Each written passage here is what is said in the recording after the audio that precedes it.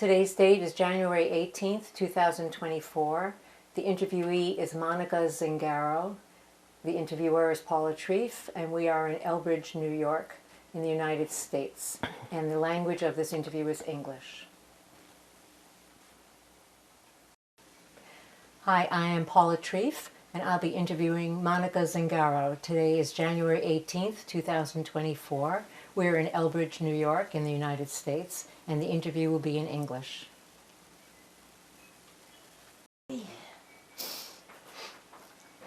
can do 3, 2, 1. Sorry, missed it.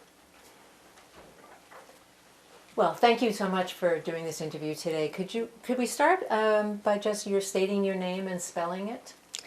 It's Monica, M-O-N-I-C-A. Maiden name was Dresner, D-R-E-S-N-E-R. And my married name is Zingaro, Z as in zebra, I-N-G-A-R-O. Okay. And when were you born? November 1st, 1937. So that makes you how old? 86. 86. And in what city and country were you born? I was born in Leipzig, Germany. Okay. And I'm going to ask you just to tell me a little bit about your parents, excuse me, the name of your father. My father was Ignaz Dresner. And your mother?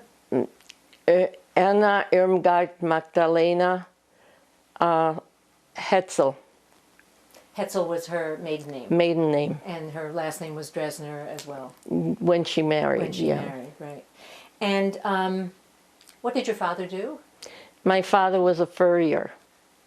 And your mom, did she work outside of the home? She was a model, and she entered some beauty contests with her best friend. Huh. And did you have any siblings, any brothers or sisters? No, I was the only child. And anyone else in your household? Did your grandparents or aunts and uncles, anyone else live in your household? Not in the household, no. Okay. So, since you were born in 1937, I know that your memories are probably very limited of the pre-war years. I just wondered what your earliest memory of your father is. My earliest memory of my father is in the ghetto in Nowy Sącz, Poland. Okay. That's my earliest memory of my father. Okay, and we're going to talk about that in a little bit. And your mother, your earliest memory of your mother? I don't have any early memories of my mother. My memories of my mother were after she rescued me from the ghetto and had me brought to Krakow, Poland, where she was living. Okay, so that's my earliest memory of my mother. Okay, so again, we're going to talk about that as well. Do you have any sense of what life was like for your parents maybe before you were born? Where were they? Where were they? Yeah, in Leipzig, Germany. Any sense of what their life was like in Leipzig? My father, as I said, was a furrier. Mm-hmm. My mother modeled the coats that he made, and he was in business with, I guess, his brothers, mm-hmm. whom I remember as my uncles later on in the ghetto. Mm-hmm. And any sense of what life was for Jews in Leipzig, again, before the war? I don't have any sense of what life was like for Jews in Leipzig before the war. Okay. I only remember, my memory goes back to Nowy Sącz, okay, when I was in the ghetto. Okay, so let's talk about that. You were sent to the ghetto. Tell me about what you remember about that whole process, about your family going to the ghetto. Yeah, the family didn't go to the ghetto. We were deported from Germany to Poland. And my father told my mother at the train station that if we have any thought of surviving this, she had to escape from the train station and, you know, go back and try to get whatever she could from the apartment. He said, if we have any chance of surviving this, you've got to escape right now. So she went back to the apartment, and I just remember being in the ghetto with my father. So you were taken to the ghetto in the train. Do you have any memory of that? No memory. Okay. So your first memories again are being in the ghetto. In the ghetto, in Novi Sad. All right. So tell me what you remember about that. I remember my father taking care of me, but when I fell and got hurt, he was there to take care of me, but he also had to work. And I don't know what he did for the Germans, but he was gone a lot in the daytime, and I was with other children. I was with Romek. His name was Romek, a boy, and there was a girl who was maybe a young teenager who spent a lot of time with me, sort of watching over me, or, you know.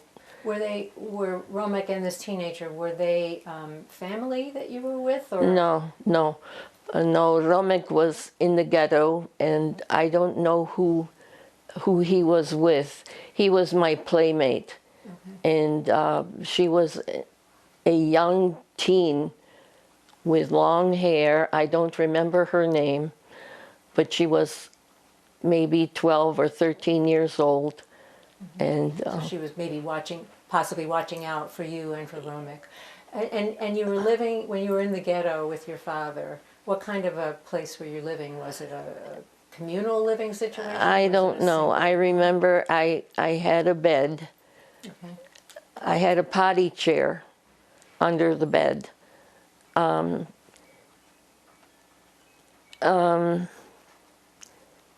My father was very, very loving. He would be gone all day, and then he would come home and he would take care of me, whatever happened to me if I got hurt, you know, during the daytime while he was gone. I don't know where he went or what he had to do for the Germans. You knew he was working in some way, and and Romek and this teenage girl were there to be with you during the day. It's not as though they were hired to take care of me, but those are kids that I was with a lot. Yeah. And in your living situation, was it just you and your father in a room? Just me and my father, but I remember visions of my two uncles, his brothers, Uncle Oleg and Uncle Vladek, would come to see my father. I see them as shadows. My memory sees them as shadows. My Uncle Oleg and Uncle Vladek, his brothers. And they were Dresdner as well then? They were Dresdner, Oleg and Vladek. And I remember my grandmother, she had an arm missing, and I used to put my hand up her sleeve to touch the stump of her arm. So your grandmother was your father's mother? My father's mother, So yes, but I didn't see her that much. I think she was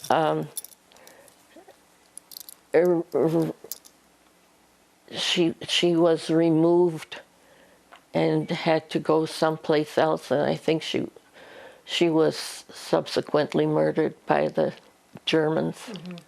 So, I don't know if you know this, were your uncle Oleg and Vladek and your grandmother, what was your grandmother's name? Rosa Dresdner. Rosa Dresdner.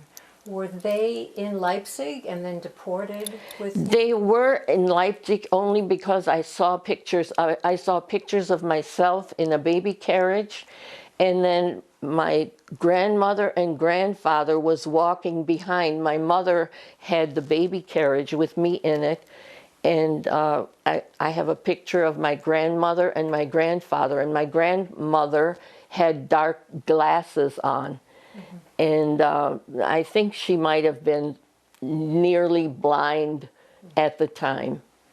So you don't remember her being in Leipzig, obviously, because of I don't remember. I just remember know that she that was. picture, So- and I remember her as I would put my hand up her sleeve to touch the stump of her arm, and I don't know what happened to her arm. So you kind of assume that they probably were deported with your Yes. you and your father Yes. to this ghetto Yes. in Poland, and so you lived with your father. You had these playmates. He was gone during the day. What were other? Do you remember other things like food and water and? I don't cleanliness? remember food and water. I remember I broke my arm in the ghetto, and nobody was there. How did that happen? Do you know? Somebody forced me to go on there were these like trees cut down and laying sort of like that, and somebody forced me to go up there, and I fell, and I screamed. I was in the road screaming, and my father wasn't there. Somebody from the ghetto came out and picked me up and carried me. My arm was dangling, and I was screaming in pain. So I still have the broken arm. You still have the broken arm, meaning it still hurts, or? It's shorter than the other arm. And Yeah. when when they took pictures of my arm at Upstate, the surgeon, I mean, they weren't looking at my arm. They were looking at I have a right knee and two hips surgically Replaced. put in, and he was looking at Dr. Damron was looking at pictures of my arm, and he was saying, "Where is the ulna? Where is the ulna?" So my arm is still as broken as it was back then. And when my father came, he tied a babushka around my arm like this, and tied it behind my neck so that I wouldn't move my arm. Like he made like a sling out of Yeah. it for your arm to heal. Yeah. Do you remember how it felt being in the ghetto?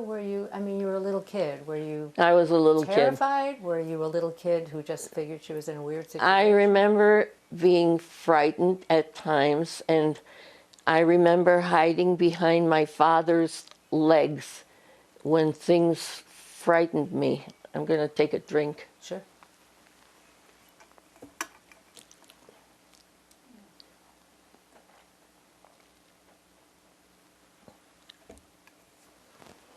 When things frightened me, I would hide behind my father's. I would hold on to his legs. He was very tall. I would hold on to his legs and hide behind him. So your days were with these other kids sometimes, and your dad was gone. Then he came home. He protected you. You said he was very loving. He was my protector. He was your He protector. took care of all my hurts. Yes, And it was frightening at times, and yes. the rest of what was else going on in the ghetto, those aren't really strong, clear memories. Is that? And then my father said I had a lot of things that he made as a furrier for me. I had scarves for my neck. I had a hat. I had a muff. I had all kinds of little fur things. And there was the fur collection. We had to give everything to the Germans, to the Nazis. Oh, you mean you had it before? Everything that I had to keep me warm, the fur, I had to give to the Nazis. We put it on the bed, and they took everything that was made of fur. So you didn't have those things to keep you warm? No. Once you had to give them up. Were the Nazis, so I know there's a time in these ghettos before they actually enclosed them, and then they closed them up. Were the Nazis a presence on the daily life, or were they kind of outside of the wall, or do you remember that? I don't remember. Yeah. I don't remember. Yeah, I don't have a picture. Yeah. But there were terrible things that frightened me, and I can't. And when I was frightened, I would hide behind my father's legs, Legs for safety. just stand behind him.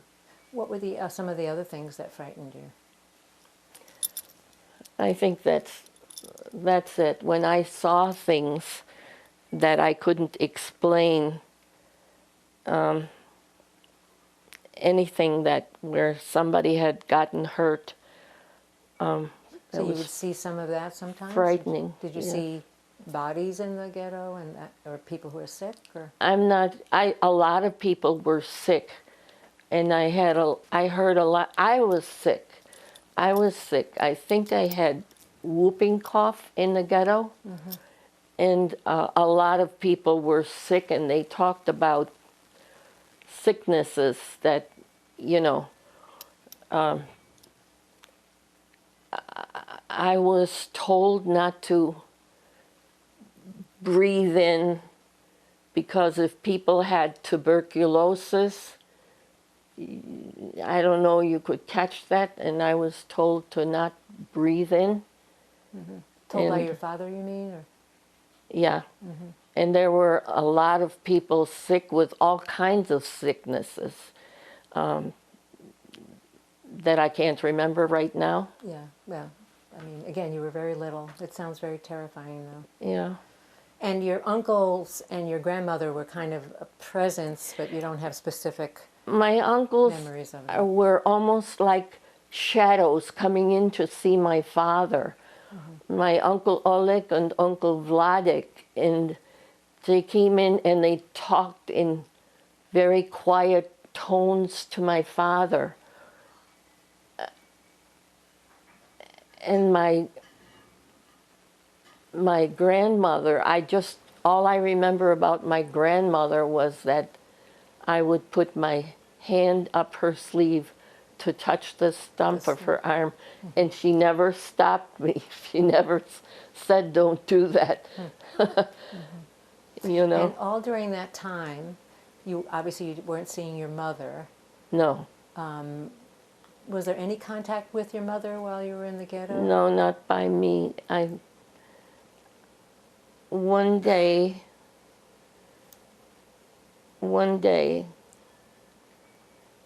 a man came into the ghetto with sort of like a little suitcase, and he set it down and he reached in and took out an apple, and he said, "I'll give you this apple if you come with me." And I hid behind my father's legs because I wasn't going to go with that man. And then he also had a little white child's apron, and he said I could have that if I come with him. And I said, no. And my father was encouraging me to go with him, but I didn't know that that was going to be my rescue from the ghetto. I didn't know that. And my father, I didn't want to go. I didn't want to leave my father. And my father wanted me to go. He wanted me to go. And it was terrible. It was terrible. I went with that man, and we were on a train. And on the train, he showed me pictures of himself and his son. He was a Polish soldier. And he was showing me pictures of himself and his son on a motorcycle. And we rode on that train. I didn't say anything. I think he was talking to me. And we got to railway station, and there were the usual noises that trains make that I know now. And what I didn't know was that my mother was supposed to meet us there. So your father, and do you remember this man's name? Piotr. Piotr. Your father and Piotr, they were saying, go with this man, but you didn't understand that you No, were my mother. escaping. Right. I didn't understand that he was taking me out of the ghetto, rescuing me from the ghetto. And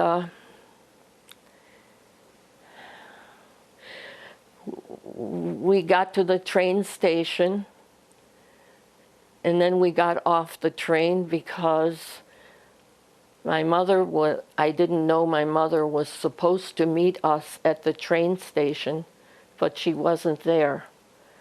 So this man and I got off the train, and we walked to a building,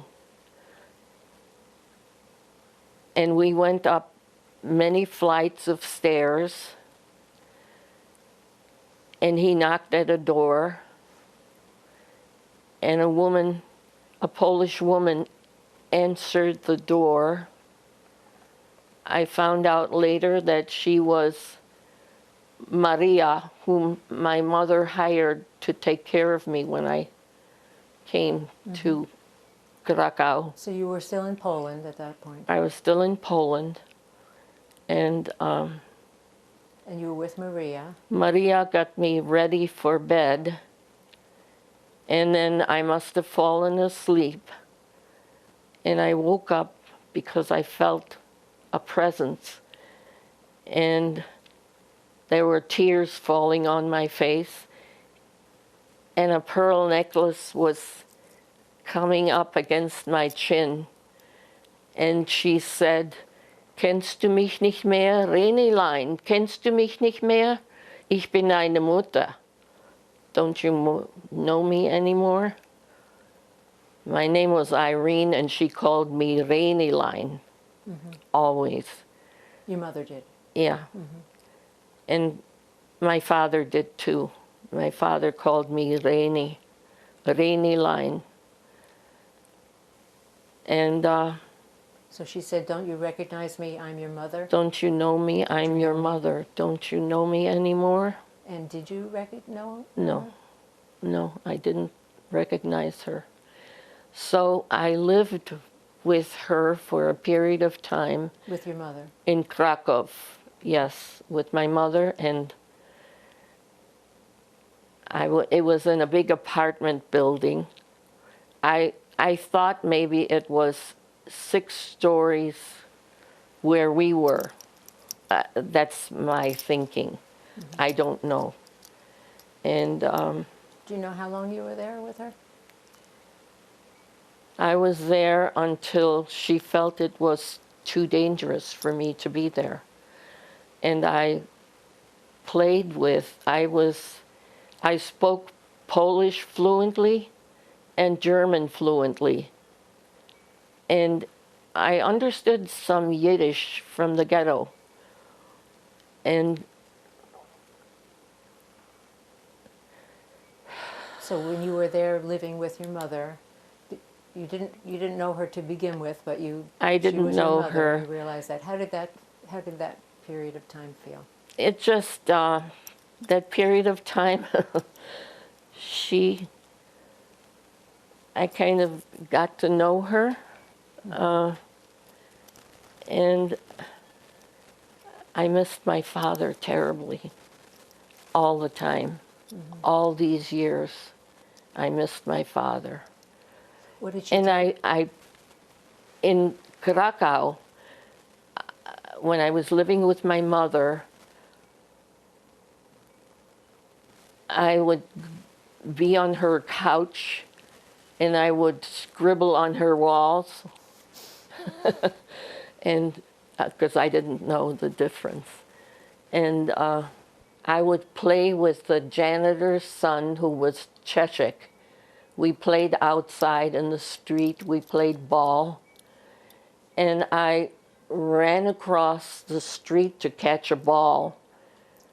And just then some horses were coming down, and I got run over by horses. Oh my. And it was just something that happened. And my hand developed pus on where the horse Oh, like an infection. stepped on my hands. Yeah.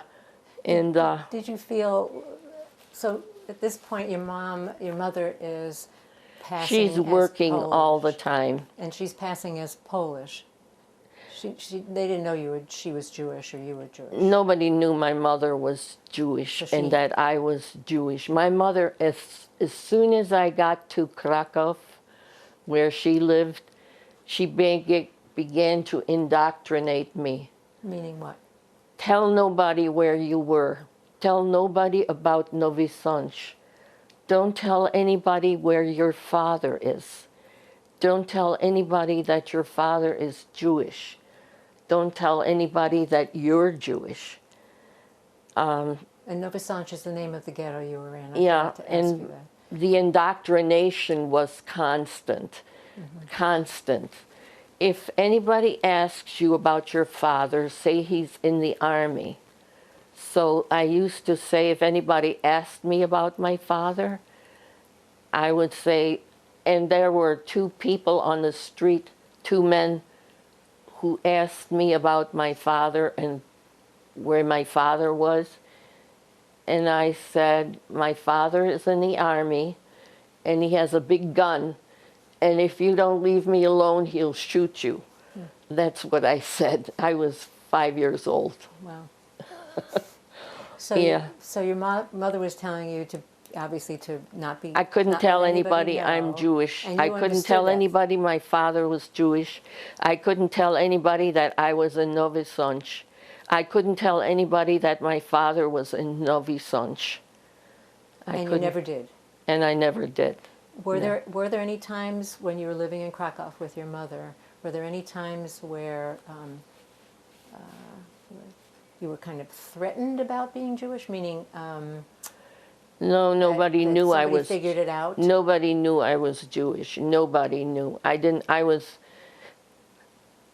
listened very carefully to what my mother said, and my mother every night, my mother would have the radio on, very low, very low. You can barely hear it.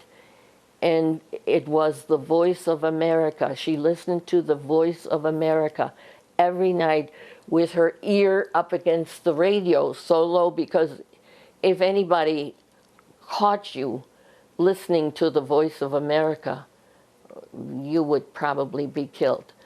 And so she listened to the Voice of America because she could tell what's going on with the war by that. And so she was waiting for the war to end, essentially, and to be. I don't know if the war looks like it was going to end at that time. I think there was still, That's because I think I came to Krakow from Novi Sącz in 1943. So So there's still plenty going on. yeah, And you were like 5 Yeah. at that point. And did your mother tell you about your father then? You knew he was still in Novi Sącz. when I was with my mother, there was a knock on the door. What I didn't know, my mother had a go-between that would send information from my mother to my father and from my father to my mother. And she would get my mother news from Novi Sącz. And shortly after I was with my mother, this lady knocked at the door, and she came in and she spoke to my mother. They talked in whispering tones, and my mother went to her bedroom after the woman left and closed the door. And when she came out, her face looked terrible. I knew she cried. And to me, it was like my mother was in there for 3 days and 3 nights. That's what it seemed like to me. But I think the woman brought her news that my father had been killed. But I didn't know that at the time. Because of her kind of, the crying and being away. But at the time you didn't understand it. No. No. You just knew she was very upset. Yeah. And it seemed like 3 days and 3 nights that she was in there. And she looked terrible when she came out. You could tell she'd been crying a lot. That was a very hard time for you. Yeah. And you said you were missing your father terribly. Oh, I missed my father my whole life long.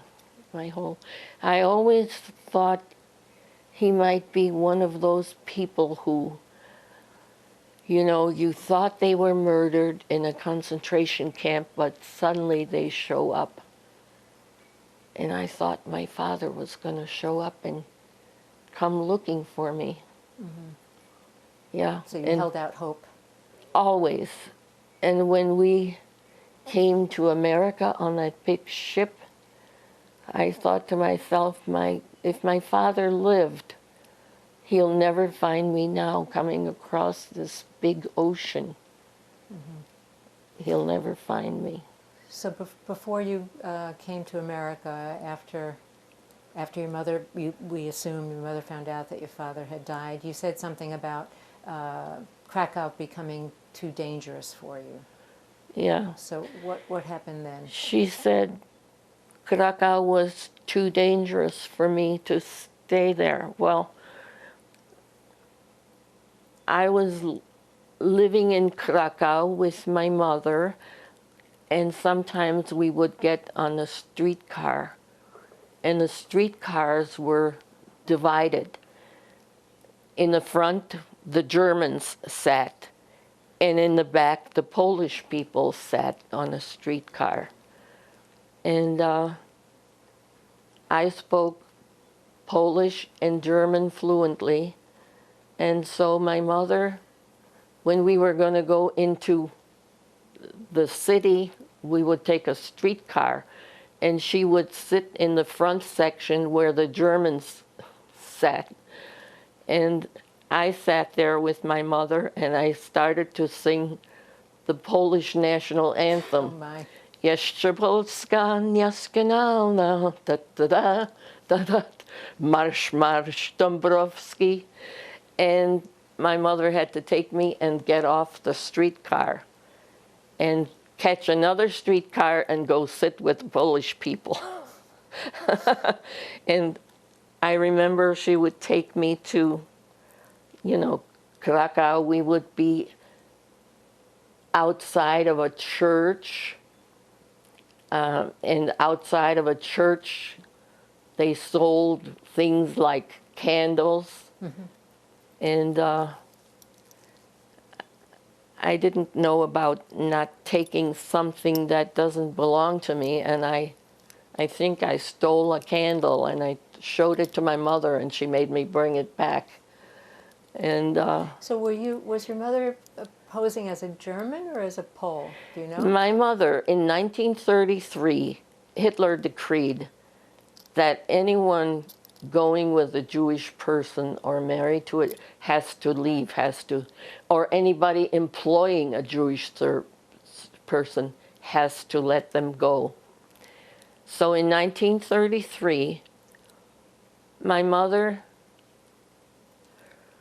met with a rabbi and began to take instruction on Judaism. Oh, so your mother was not born Jewish? My mother was a convert to Judaism. And she gave up she didn't give up her German citizenship. She might as well be thrown into an oven by marrying a Jewish man. She married my father in a religious Jewish ceremony, and that was in 1933, and I wasn't born until 1937. And she told me that her Jewish mother-in-law, my grandmother, loved my mother.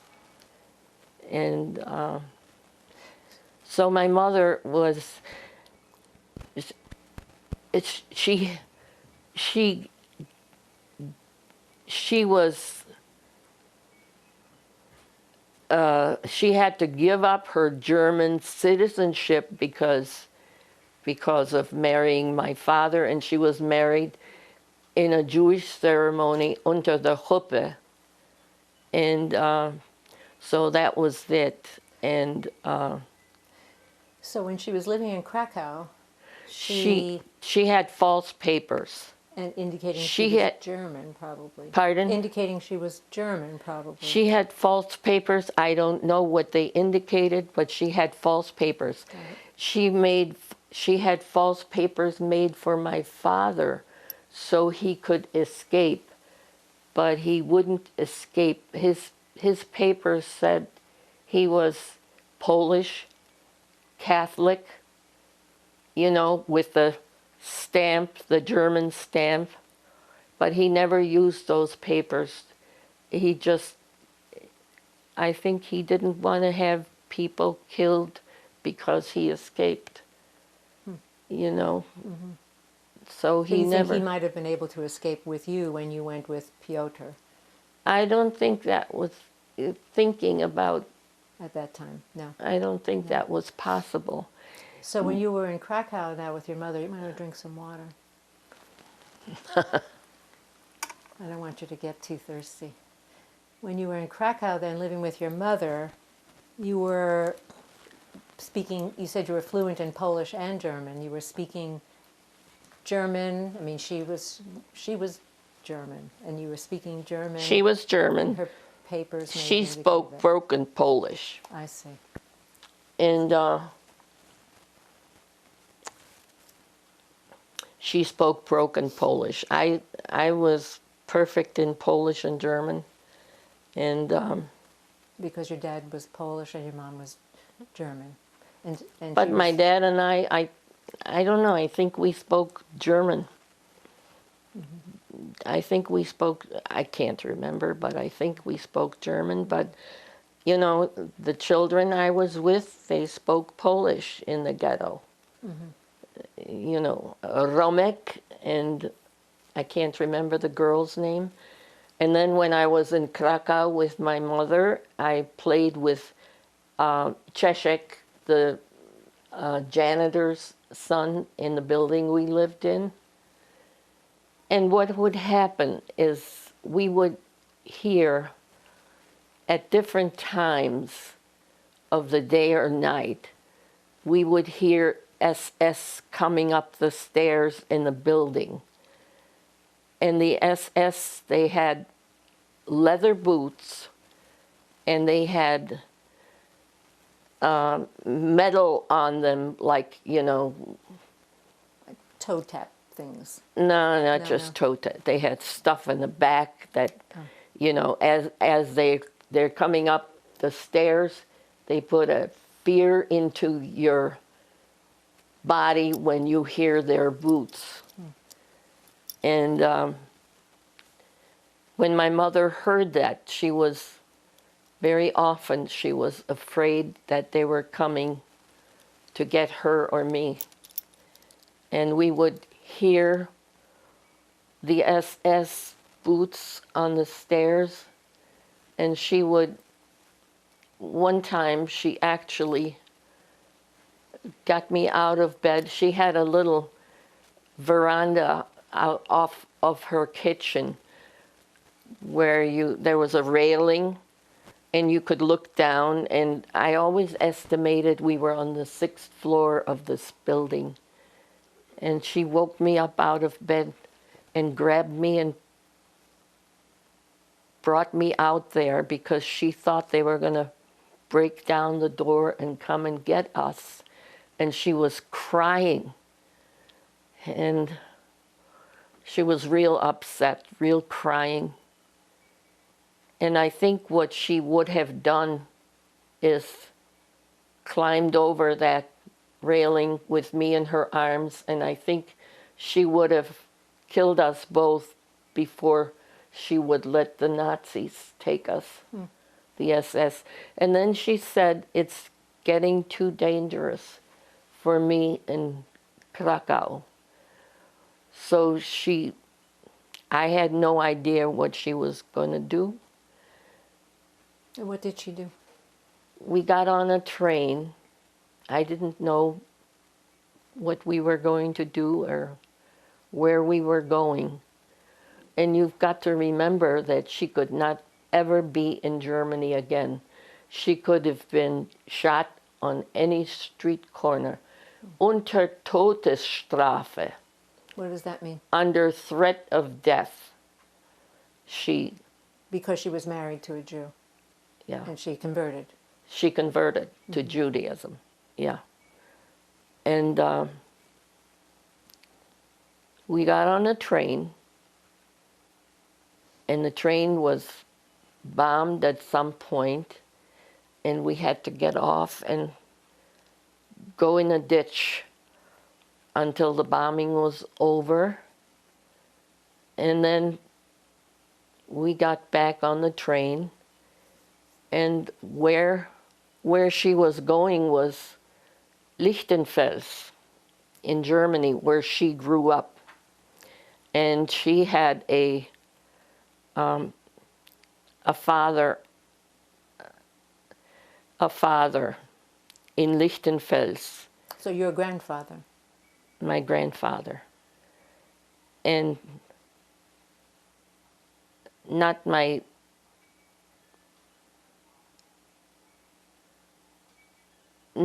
Jewish grandfather, my German grandfather. And she said, "Du musst mir helfen, mein Kind zu retten. You have to help me rescue my child." And he said he can't take care of me. But there is a woman, Frau Friedrich, who is taking care of a boy, Hans, whose parents were bombed out of Hamburg.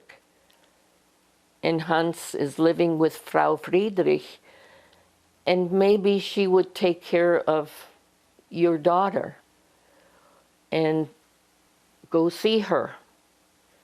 So we went to, but I really didn't know what was going on. I was 5, 6 years old.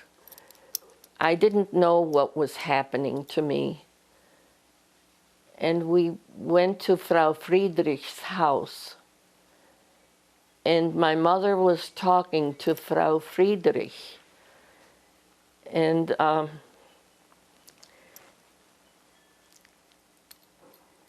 I understood what she was saying. And what she was saying was that I would live with Frau Friedrich. What was it like for you to hear that? There was a sewing machine with a treadle underneath, and I went underneath there and I sat on that treadle and I listened to my mother talk, and I didn't want to believe what she was saying. And she was saying she would send food, and I don't know what else, but I said to myself, I just can't believe she's going to leave me here. Mm-hmm. So when she said, "Komm, Renilein, lass uns gehen," I was greatly relieved that I didn't have to stay there. What does that mean? Come, Renilein. Come, let's go. And I thought we were going to leave, and I'm not going to have to stay there. And we left. I think we were with Frau Friedrich for a long time while my mother talked. And I was glad we were leaving, and we were staying overnight at this little hotel where this is the town where my mother grew up in Germany, Lichtenfels. And we went back to this little hotel where my mother used to be friends with their daughter. Gretel Fick was her name. Fick was the name of the people who owned the hotel. But her girlfriend was not there. So we slept. And then we woke up the next day for breakfast. And I always had breakfast with my mother, which consisted of a cup of coffee, and not real coffee, Ersatzkaffee, replacement Right, coffee, not. phony coffee, yeah. And I had a bun, and I never saw a bun made with white flour before. It was a white bun. I only saw black bread. And you were feeling relieved that you hadn't been left at Frau Friedrich. yeah. Then after we had breakfast, we were going outside to the road, and to my horror, I saw Frau Friedrich there, and she had Hans with her. And my mother said goodbye to me, and turned around and walked up this high hill, and I was screaming, "Warte auf mich, warte auf mich, ich will mit dir gehen, ich werde gut sein, ich will mit dir gehen, lass mich nicht hier bleiben." Can you translate that for us? Yes, take me with you. I don't want to stay here. I will be good. Ich werde gut.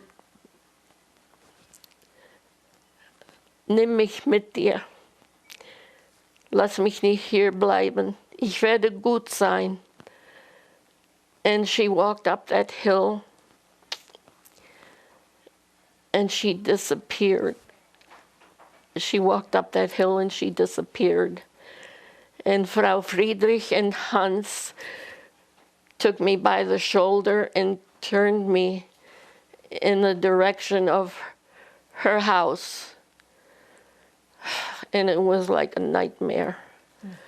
I had to stay with Frau Friedrich. And oh my God. It was very difficult Oh my God. being left like that. Oh my God. It was terrible. And I You still can feel it as you remember. oh yes. Yes. It's unbelievable. And I had to go with Frau Friedrich. And I had It's okay. Take a minute to catch your breath. Maybe drink a little water. Because I can see obviously how difficult this is, remembering this.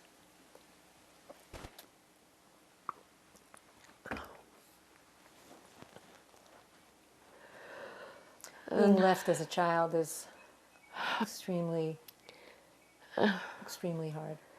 And I went back to her house, Frau Friedrich. With and she was taking care of Hans as well, you said. Yeah. And she read the first letter that she got from my mother, and I got a blanket and I covered myself so nobody would see me cry as she was reading the letter. And I said to myself, Nobody will ever see me cry. Nobody will ever see me cry. Why was that? Because I wanted to be tough. And I didn't want to let anybody see me cry ever again. And I think soon she stopped reading letters from my mother to me because they upset me too much. And And what was your life like with Frau Friedrich at that time? What was she like? I remember my room. I had a room to myself. And my bed was here, and there was a window over here. And the wind would blow. She had these white curtains, see-through curtains. And the wind would blow the curtains. And I would look up at the sky and think that, I didn't know if my father was dead or alive. But whatever I thought, when I looked at the sky, I always thought my father was up there. And when the sky was red, as it is sometimes, I thought that's my father's blood, although I think I thought my father was alive, not dead. And I was always sure I was going to see him someday, that he was going to come for me. I was always sure he would come and get me. You felt that he was watching over you? I would look at the sky and I think I thought my father was up there. And was that comforting?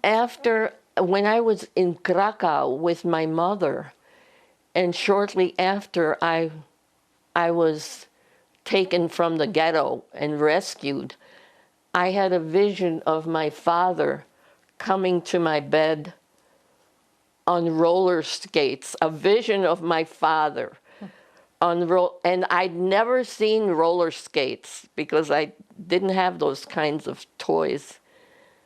But I saw my father come to me on roller skates in Krakow.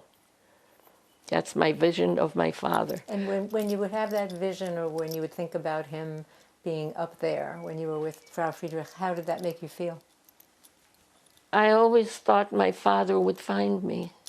I always thought, when I saw the red sky and I said that's my father's blood, I did not see my father as being dead.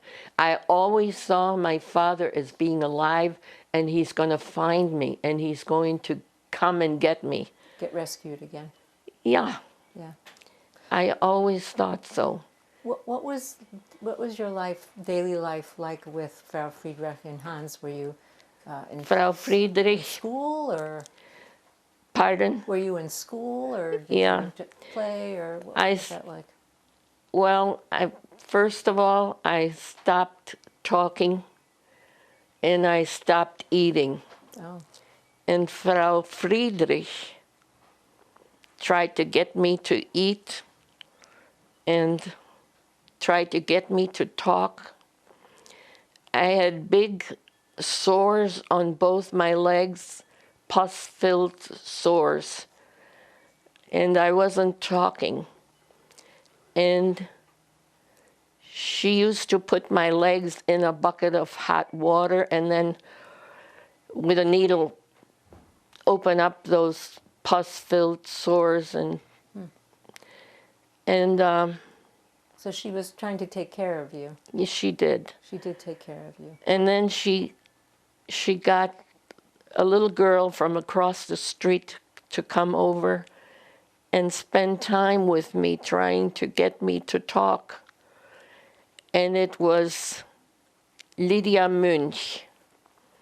And Lydia Munch was, I think she was a year younger than me. She was my friend. And we started school together, Lydia Munch and I. We started school together, first grade. And I have pictures of Lydia. Lydia used to come over and spend time talking to me. She was talking and I was just nothing until I began to talk again and respond. And we would be in Frau Friedrich's front yard. She had grapes growing on her house, and she had a bench in front, and Lydia Munch and I would sit on that bench, and she would talk to me. So she helped you. She helped She me, helped you heal a little. yeah.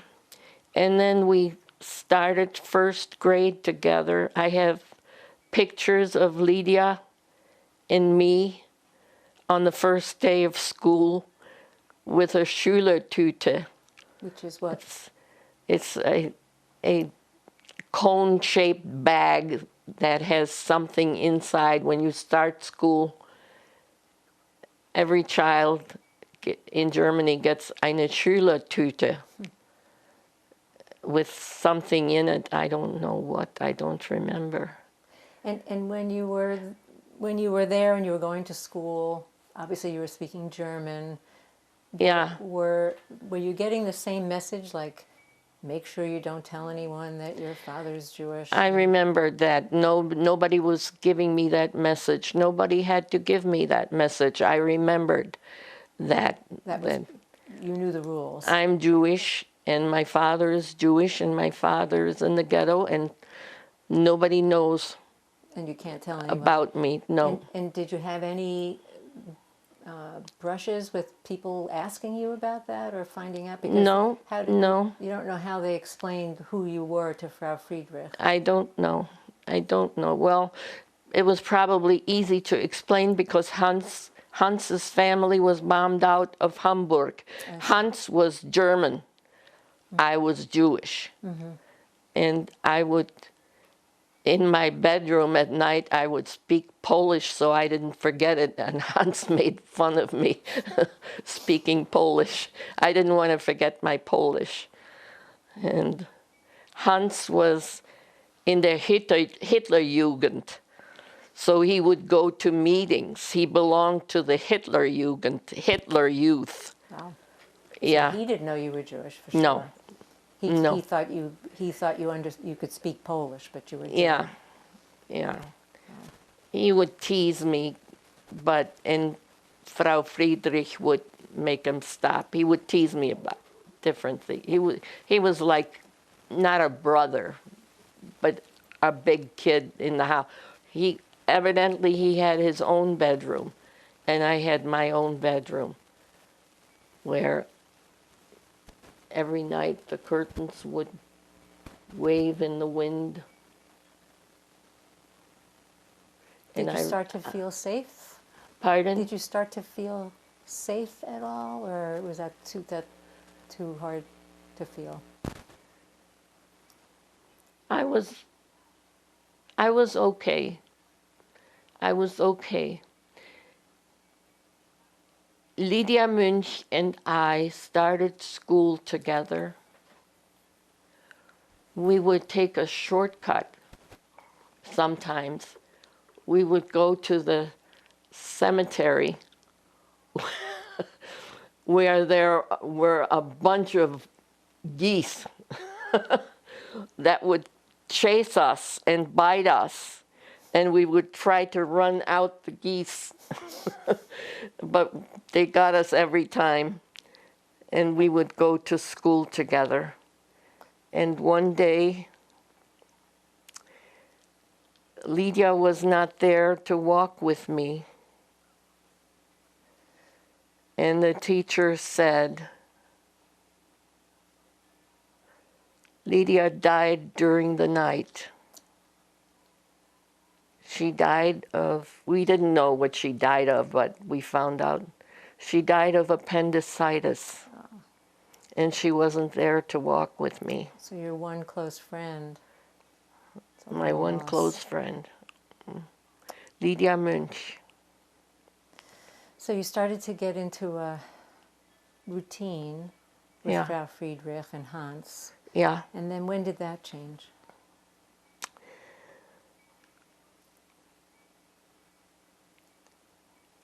One day, there was a knock on Frau Friedrich's door, and I answered the door, and the woman said, Renilein, kennst du mich nicht mehr? Ich bin deine Mutter. I said, Nein. I thought you were the lady who borrowed a cake pan from Frau Friedrich in the morning. But she looked nothing like the people from Lichtenfels. My mother was, you know, she was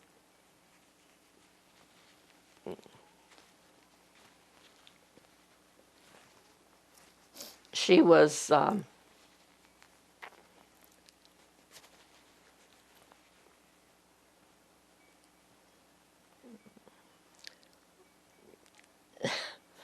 she was beautiful, and she wore makeup. And you didn't recognize her? People in Lichtenfels didn't dress like my mother. My mother was dressed Like stylish? very, very stylish. She worked in an industry that had, I don't know, I guess, material for suits and so forth. And, and before the war, she was a model of fur coats in my father's business. And so I thought she was the lady who borrowed a cake pan from across the street from Frau Friedrich, and I thought this was the lady coming to return, but because I hadn't seen my mother in so long.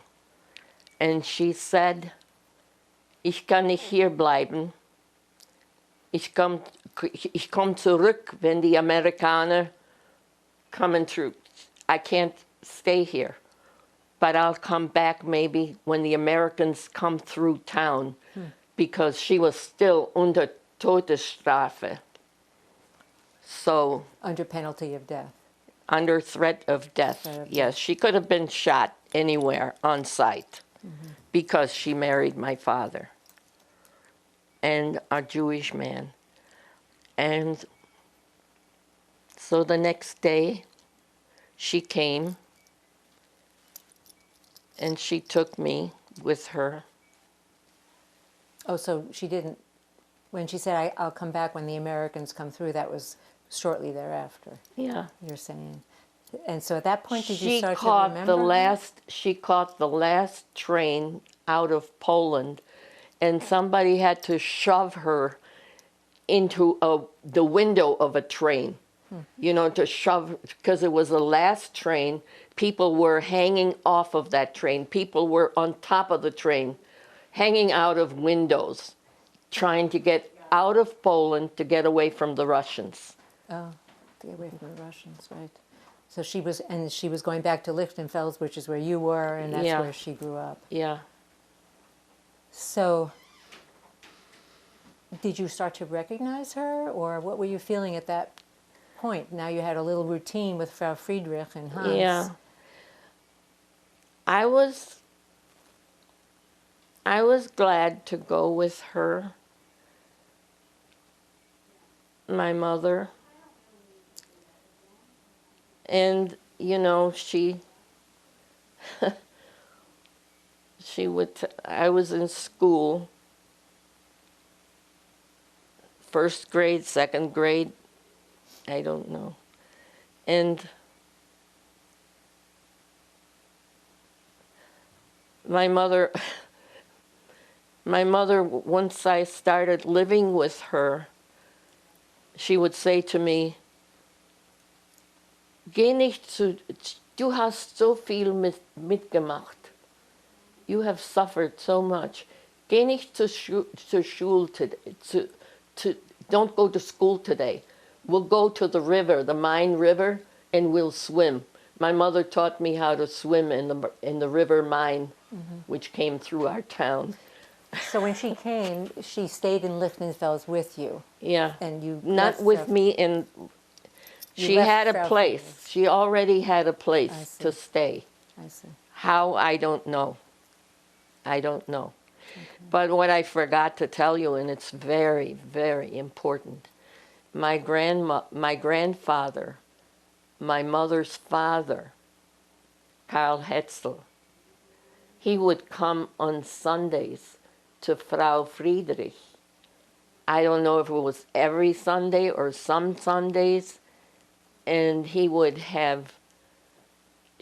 make bayerische Klöße, Bavarian Klöße, from potatoes that are grated. You know, she would make them, and she would make these great big Klöße, and he would eat with us. And I think he's the only one that ever got a little piece of meat. I don't remember having meat. But that was And important to you, that your grandfather was he keeping was the connection. he was so good to me. He would, after he came to eat at Frau Friedrich's, he would take me out into the countryside, which wasn't far. You know, he would point out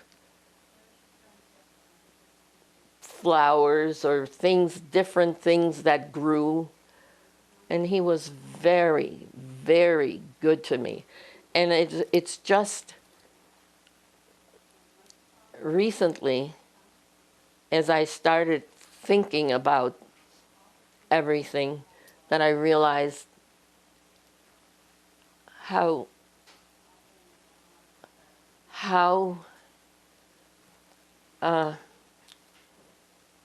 what a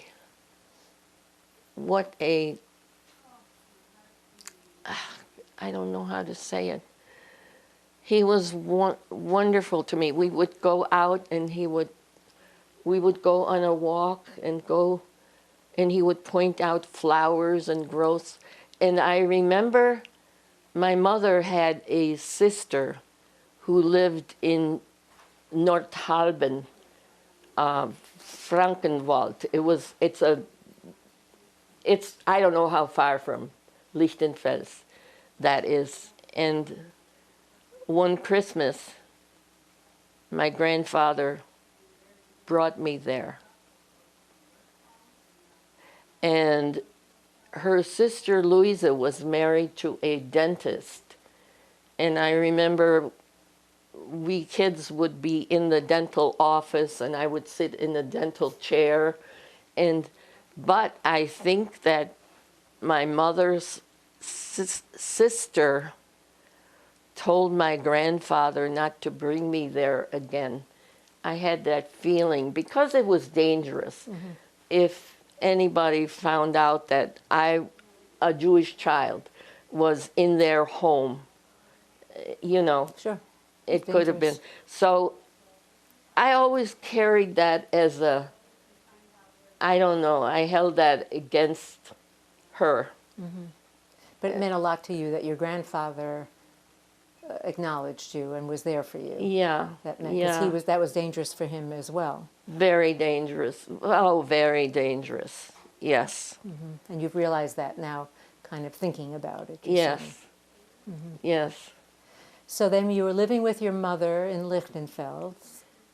The Russians were coming through Poland, but you were still in Germany. Into Poland. She had to escape Poland and come to Germany because she didn't want to be caught by the Russians. And so... But she was still at risk then, being there in Germany. Only until the Americans marched in. Okay. Oh, so the Americans came into Germany. Yeah. Yeah. Only until the Americans came in. So what do you remember of that time? Oh, a soldier asked my mother, I don't know wherever we were, wherever I lived with her, I don't know, it was, and I was with her, that's all I know. And a soldier, an African-American soldier, said that a farmer had given him some hard-boiled eggs, and he asked her for salt.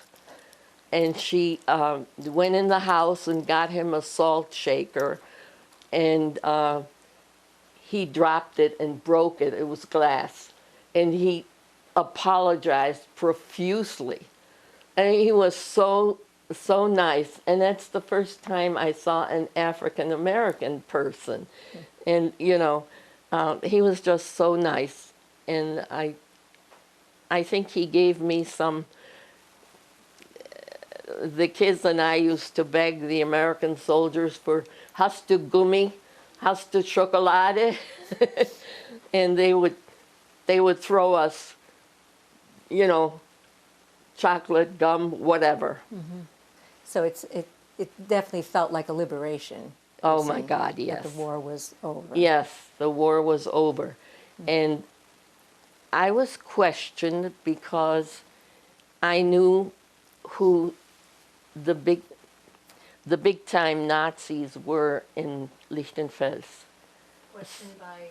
The Americans. Yeah. And so I told them what I knew about who was And you were like 6 or 7 or 7. 7 by then? Huh.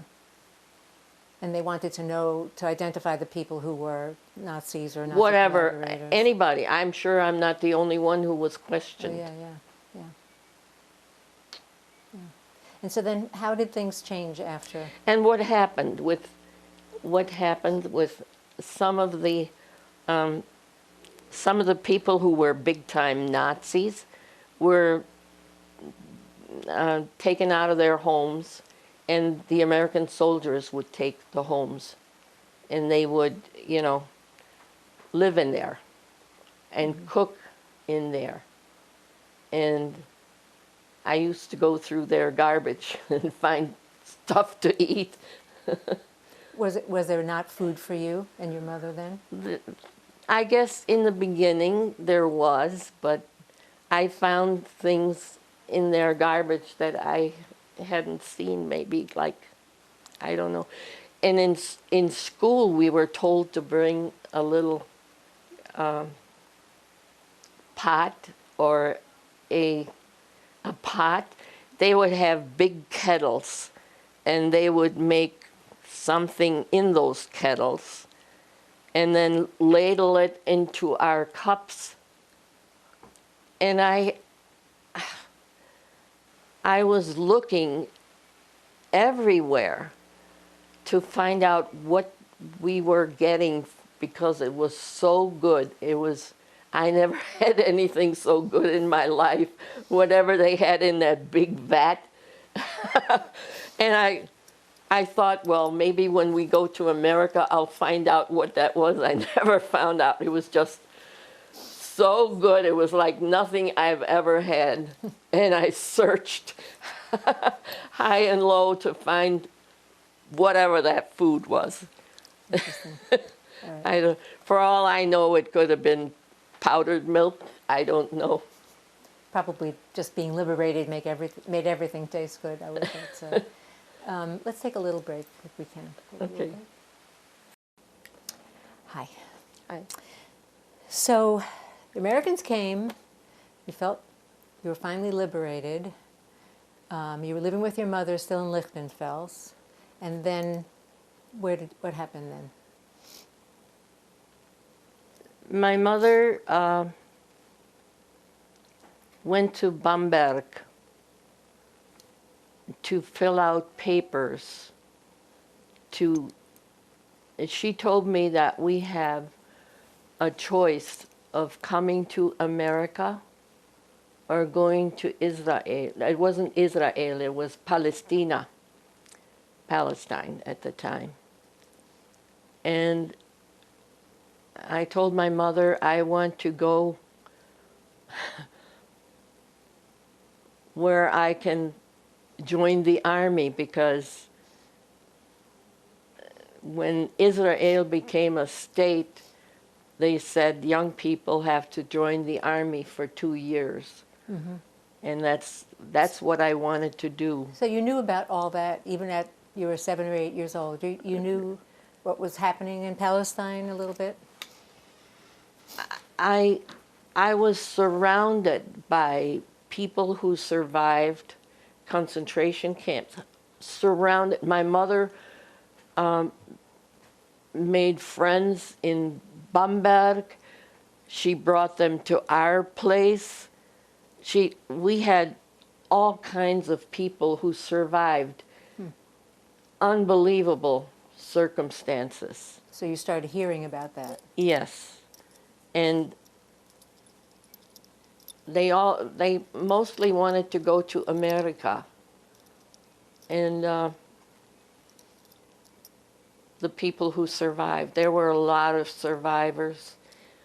There was the Vidovsky family, who had a little girl, Marcia Vidovsky, that I used to play with, and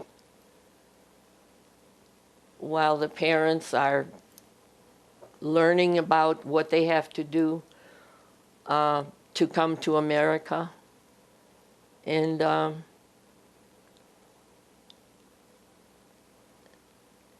I got in some fights with the German kids who found out that I was Jewish. And I used to have to walk down this cobblestone road that had rocks on each side, and at the top of this there was what they called das Armenhaus, the poor house, and there were families living up there. And sometimes, I remember one time some boy said something to me, "Oh, dear, you didn't get, the Jew goes to the movies too," like that. Mm-hmm. I was going to the movies. And I complained to my mother, and she said I have to fight for myself. Interesting. So I did. And the kids from the poor house, kids that really they would join in and help me fight. But you were still this was still in Lichtenfels, and you were still going, in Lichtenfels. And you were still going to school, but at that point I was going to school. You could tell people that you were Jewish, or people knew that you were Jewish. Yeah, I was proud to tell everybody. You were proud to tell people you were Jewish. Ich bin eine Jüdin. Of course, they didn't like Jüdins. They didn't like Jews. They were, But you felt free to say I remember a teacher when I first started in the school, and there was a teacher who wanted to be greeted with Heil Hitler. And living in Lichtenfels, everybody said when they saw each other, like here we say hi, over there we say Grüß Gott, greet God. Mm-hmm. And I thought I could get away with saying Grüß Gott to that teacher. This was during the war. During the when war. You were in hiding. Yeah. You're hiding your identity. Hiding my identity. Yeah. But then after the war, you felt like you could tell people. Yeah, I was proud to tell them I'm Jewish. And you felt safe. And there were a lot of, my mother brought a lot of Jewish people from Bamberg to Lichtenfels, to where we were. And I don't know if they were making out papers to come to America from there. I don't know. I think they had to go to Bamberg to make out papers, because my mother had to go to Bamberg, too, which was several miles from Lichtenfels. So you knew you were leaving. The plan was always to leave. The plan was always to leave. It was up to me. My mother said, if you want to go to America, we go to America, because I'm not going to have you live in Germany. I see. I'm not going to have you live in Germany. And so if you want, when Israel became a state, I said to my mother, I'd like to go to Israel because I want to join the army and learn to shoot and, that was my goal at the time. And then my mother said, I think you'll be safer in America. So she filled out papers for us to come to America, It was you and her. me and her. But after the war, she met with a lot of people who were survivors, who were survivors. And she had them and she married her second husband, who was Marian Lichtenstein. And he was a survivor of Majdanek, several concentration camps. Wow. So that was still in Germany, you're saying? In Germany, in Lichtenfels. In Lichtenfels. She met a lot of survivors from the concentration camps, and she had them in Lichtenfels, and she made dinners for them. She took them to the river Main, where she told me, du hast so viel mitgemacht. Geh nicht zur Schule today. Don't go to school today. We'll go to the river and we'll go swimming. Play hooky. Yeah. So she married a survivor. She married a survivor, Marian Lichtenstein. Lichtenstein. And they got married in a religious Jewish ceremony. And so when she was filling out the papers, it was for you and her husband? No, it was for me and for my mother to come to America, because she told me he's going to Canada. She told me he has a sister. This is after she married him. He has a sister in Montreal who has a Jewish woman that she wants him to meet and marry. So I don't know what the time frame of all of this was. Mm-hmm. And so she had to, when you're married in a religious Jewish ceremony, you have to, in order to get a divorce, you have to get a get. A get. It's a get. And so she had to travel to Montreal for this get. And she left me with Lucia and Pinkas Foyer. They were friends. They were all survivors. Mm-hmm. And they were friends of my mother's. And Lucia Foyer took care of me while my mother traveled to Montreal to have this get, so my stepfather, my first stepfather, could marry this woman that his sister had for him. Mm-hmm. And Marian Lichtenstein, I think I got along well with him.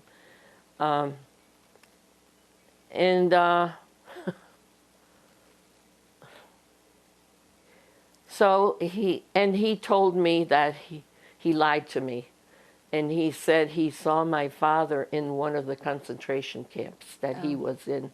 He was in several, Majdanek and some other, he was in several concentration camps.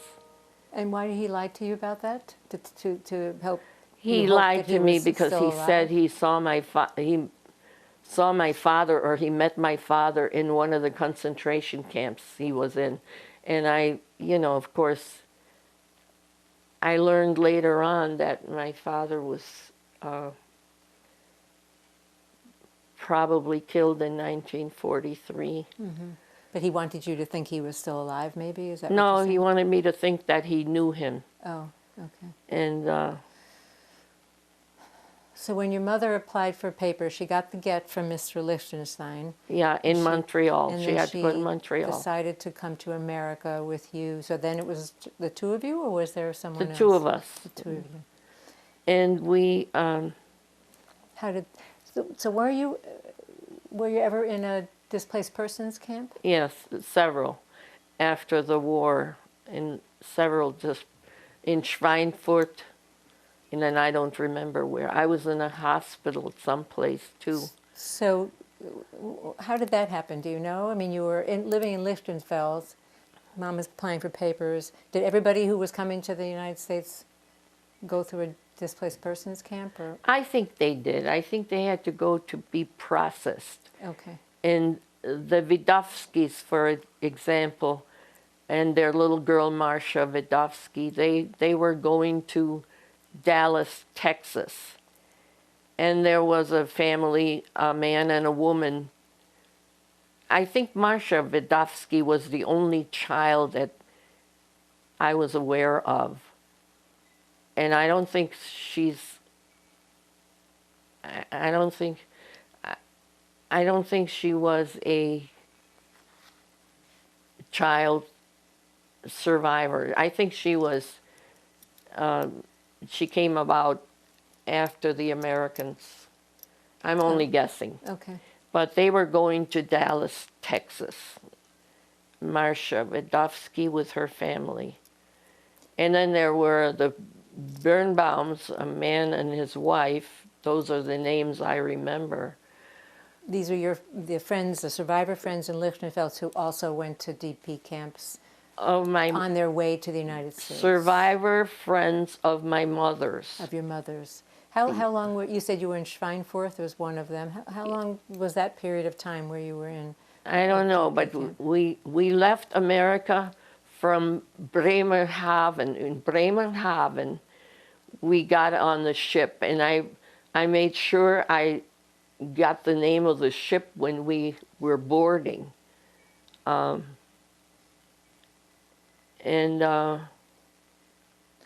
Before you tell me about that, what was it like in the DP camp? What do you remember about that? It was hectic. What were the living conditions like? Just like you'd imagine a displaced persons camp. Just, I don't know. I don't know. It was not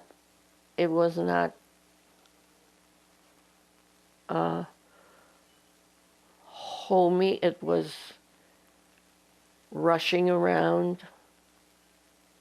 And I was in a hospital for a period of time. And what was that about? Do you know? I don't remember. I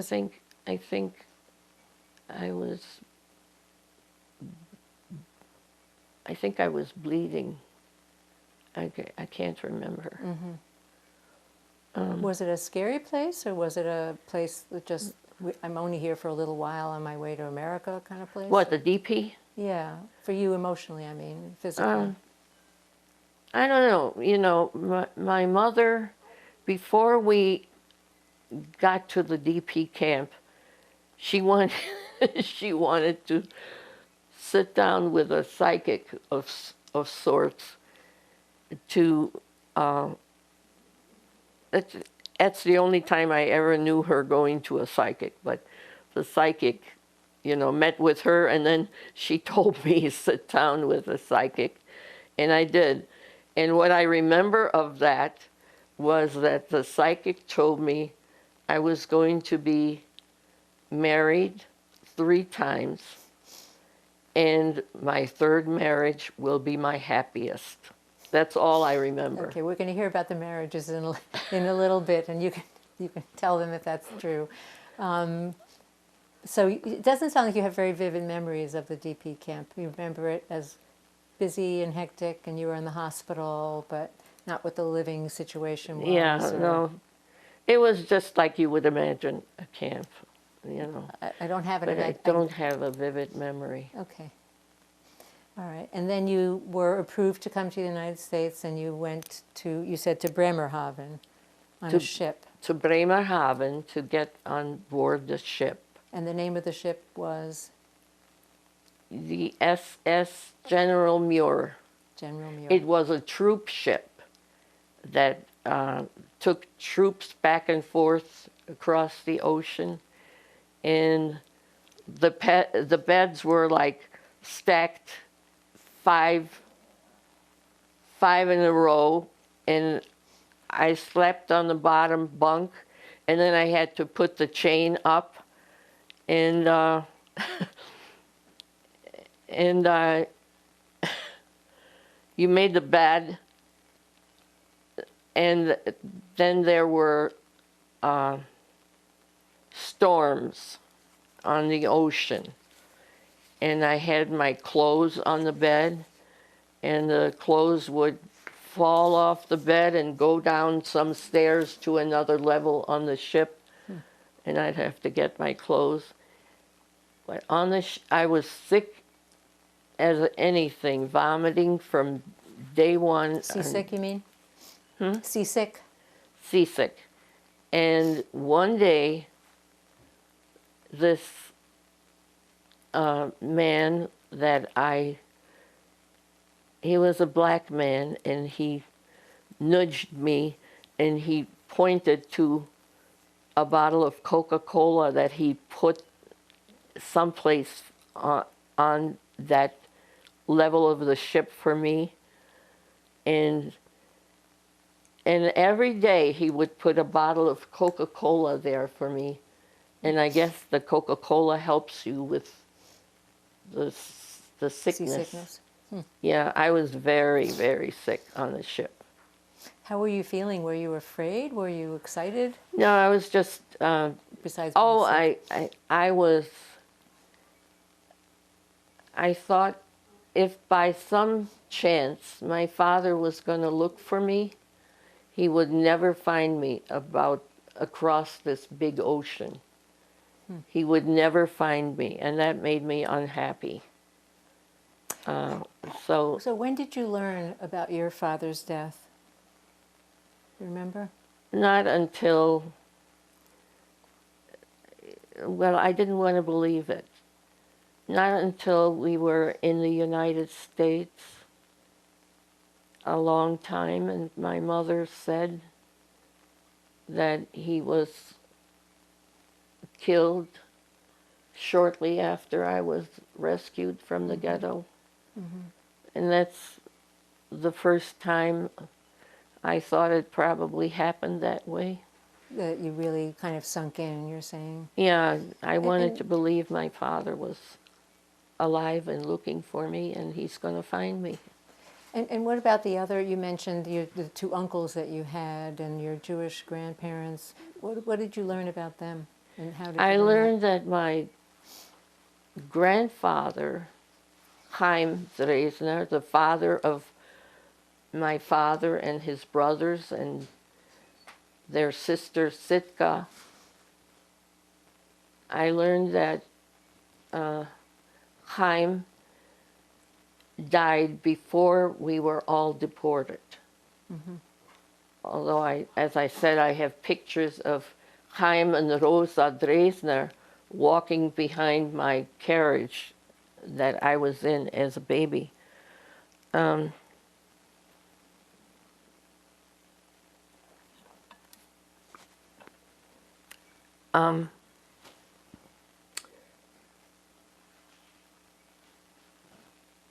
So you learned that he died before you were deported. Before we the were early- deported. early But my stages. grandmother, and I don't remember Gretel, my aunt, but she was deported with us, with the whole family, Gretel. And my grandmother, who was probably pretty blind, because I saw her with, the dark glasses walking behind my baby carriage. And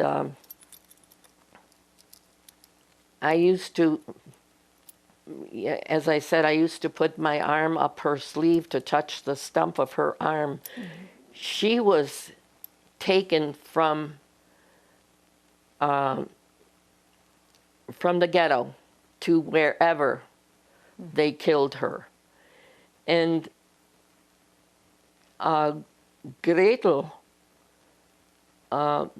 the mother of my two cousins, Helga und Rolf, who were my two cousins, Helga and Rolf, were sent to England on the Kindertransport. And Helga and Rolf, they were born like maybe in 1923, 1924, thereabouts. So they were a lot older than I was. But they went to England on the Kindertransport. And their father was with me in the ghetto, and their mother was too, but I don't remember her. Gretel was their mother. She was, she was Oleg's wife, and I learned that Vladek, my uncle Vladek, was never married. So Oleg was married to Gretel, and they had Rolf and Helga. And Helga was very active because she was in England and on the Kindertransport, and they spent some time in Ireland and so forth. And she was very active. And she, after the war, Helga came to see my mother in Lichtenfels. I have pictures of Helga with my mother. And she wanted me to come and visit her. Helga lived in the Russian sector of Germany. Oh, she wasn't still in England. Well, she was in England, but then she started working for the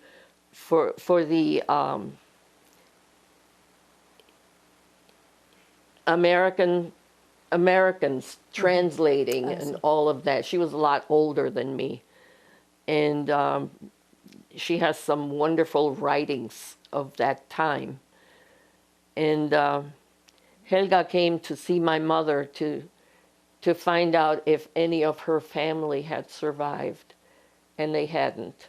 So that was your Aunt Gretel and your uncle Oleg. You knew that they were And killed. Vladek. And Vladek, you knew that they had all been killed. Yeah, they had all in been the ghetto. killed. And My grandmother, everybody. and so when you came to the United States with your mother, Gretel was taken from where I was, the ghetto, and brought to a death camp and murdered there. so when you came to the United States with your mother knew that Helga was still alive. Yes. Other than that, In fact, Helga was living in a Russian sector of Germany, and she wanted my mother to send me there for a visit. And my mother said, no, I can't. And I wanted to go. I wanted to go spend some time with Helga. She was my older cousin, and I looked up to her. And she was just somebody so special. And I think I heard her say that she was going to be a journalist. So I thought I wanted to study journalism like my cousin. Cousin Helga. Yeah. And my mother wouldn't send me to Helga because she said, the Russians may close the border, which they did, and she was in Chemnitz. And Chemnitz and Leipzig and all of that was Russian sector after the war. German, right. So my mother wouldn't let me go, and I was unhappy, but I wanted to be with Helga. But So at that point, the only family you knew that had survived was Helga and Rolf, maybe. Yeah. Helga and Rolf. Okay. Yeah. So you're on the ship, getting sick, coming to the United States. You were worried about, or you were feeling like you would not see your father again, because at that point you didn't know that he was already been killed. I just did not want to believe. And so then what happened when you landed in the United States, in America? Well, we were. What was your first reaction? When you come in a ship, the first thing you see is the Statue of Liberty, I think. I don't know. What was your first reaction? Apparently, people on the ship knew about the Statue of Liberty. I did not. And so everybody rushed to take a look. Can I have some gum, please? Gina, I don't think Gina hears you. She's getting it. thank you. Yeah, you're getting it. So everybody on the ship, they were all survivors. And they seemed to know about, Okay. Taking a little United States, what that was like. at Ellis Island, and apparently the people who survived the Holocaust, who were on the ship with us, knew about the Statue of Liberty because, and I didn't know anything about the Statue of Liberty, I never heard of it, because when we got there, everybody ran to the, to the railing on the ship to look out, and I didn't know what they were looking at. So, yeah. So being processed at Ellis Island, some people were there from a newspaper. I never found out the name of the newspaper. They took pictures of me and interviewed me. And my mother was not where I was, because I was Dresdner and she was Liechtenstein. So she was a distance away from me. It was alphabetical, you mean? Where the L's are. Yeah. So they took pictures of me and they interviewed me, but I never found out what newspaper it was. I tried. So my mother had a job waiting for her in Boston, Massachusetts, as a seamstress. And who had arranged that? Was there some aid organization? UNRWA, UNRWA? yeah, Jewish Social Service, I don't know, one of the Jewish services. So she was supposed to have a job as a seamstress in Boston, Massachusetts. But when they processed us in New York, they gave my mother 2 train tickets to Washington, D.C., and $8. And she was upset because she had a job waiting for her in Boston. And they told her, Washington, D.C. is the capital of the United States, and you're going to be happy there. So, and there was nobody at the train station that she could talk with. Did you or she speak English? No, she spoke very broken, and I didn't speak English like I speak now, or like, I mean, I knew words, I knew how to ask for chocolate from the soldiers and gummy from the soldiers, and no.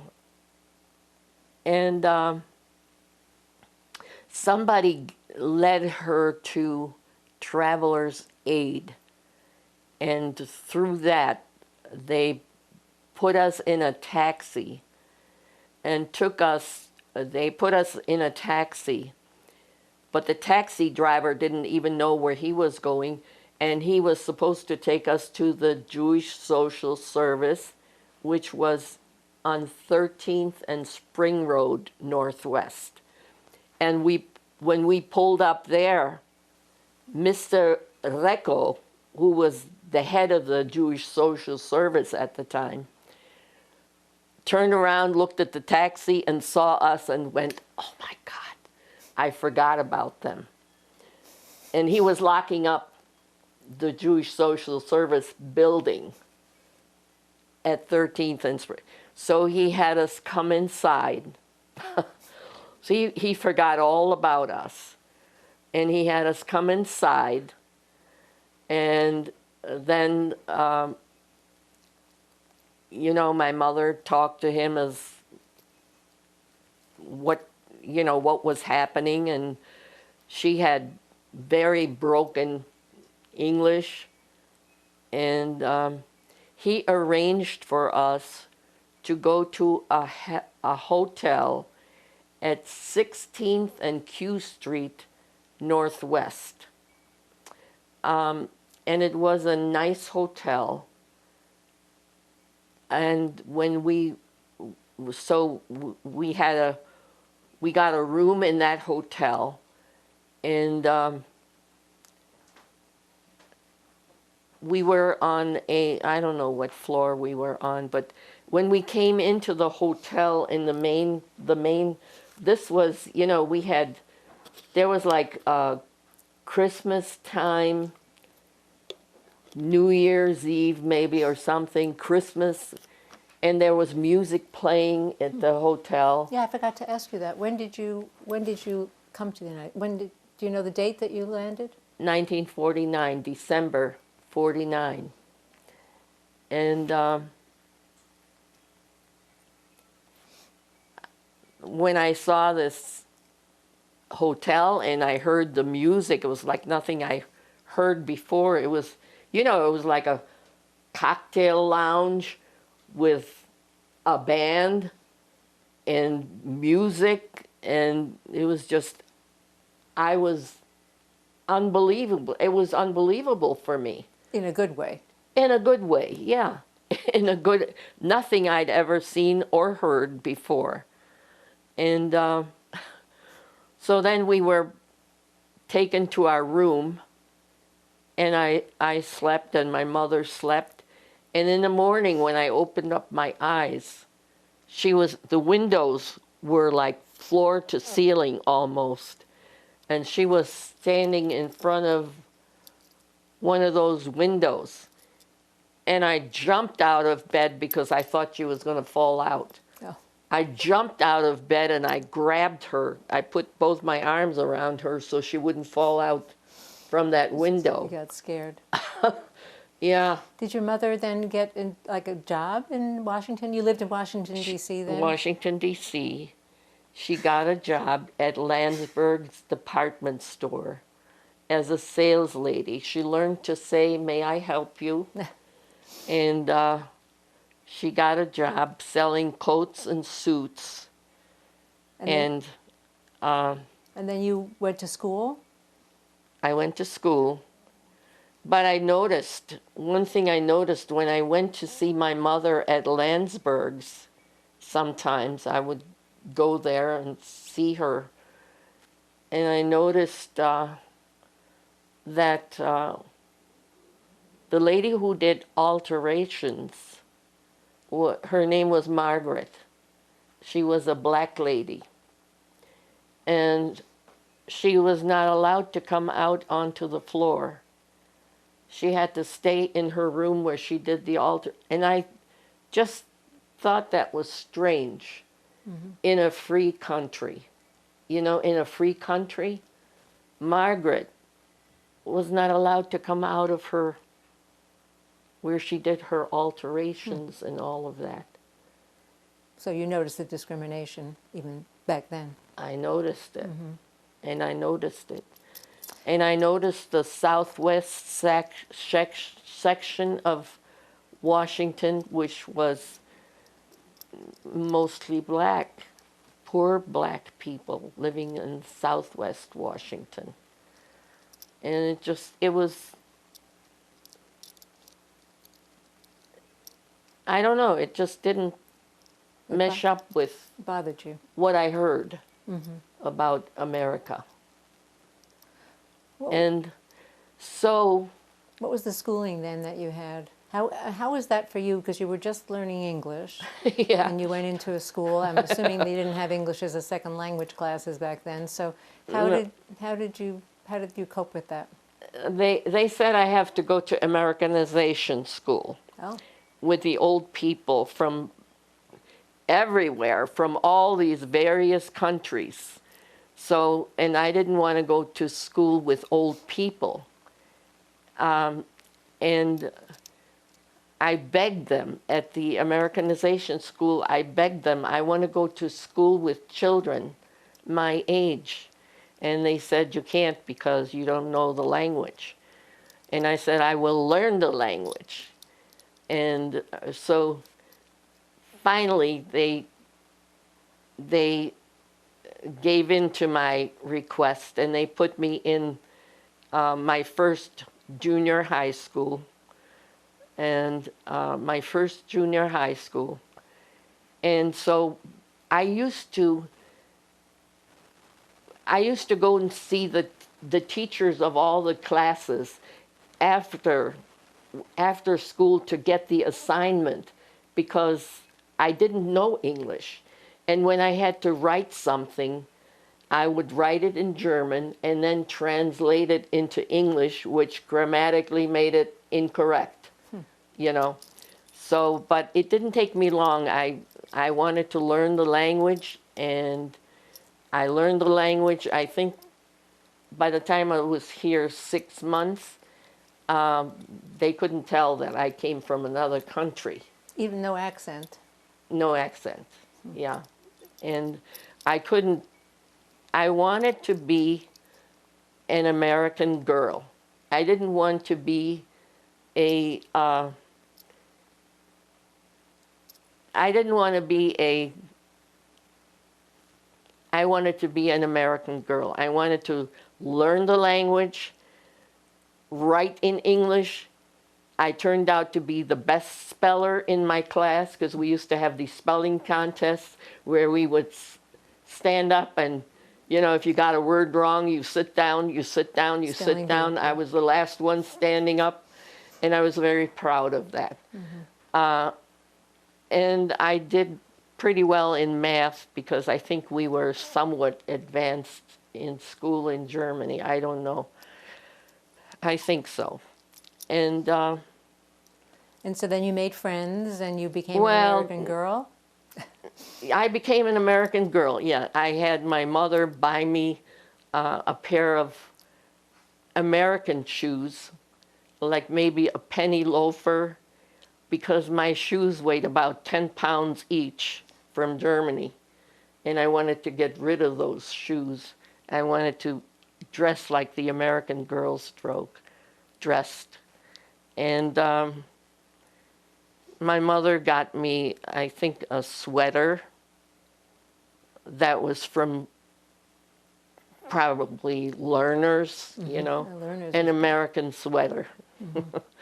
And And what was the school? Then you went to high school. What was the name of the school you went to? I went to a lot of junior high schools. Every time the rent was raised, we moved. So we moved from Northwest Washington to Anacostia, to Southeast Washington, to, oh God, I went to a lot of schools. When my daughter Gina took me to the Holocaust Museum in Washington, I asked her to take me to all the various schools I used to go to, Hines Junior High, Elliott Junior High, and I played violin in the orchestra in high school. And my teacher asked me, I sang in the chorus, and I played violin in the orchestra. And my teacher asked me, when I graduated from 9th grade to 10th grade, she asked me to make a speech. I don't remember the speech. And but I loved school. I loved school. I loved learning. And And then what high school did you go to? Did you go to a lot of Eastern High School. I just went to one high school, but I went to a lot of junior high schools. And And then after you graduated, you did more education. I want to hear about your personal life too, but you also got more education after that, didn't you? yeah, well, not right away. Yeah, As the years went on.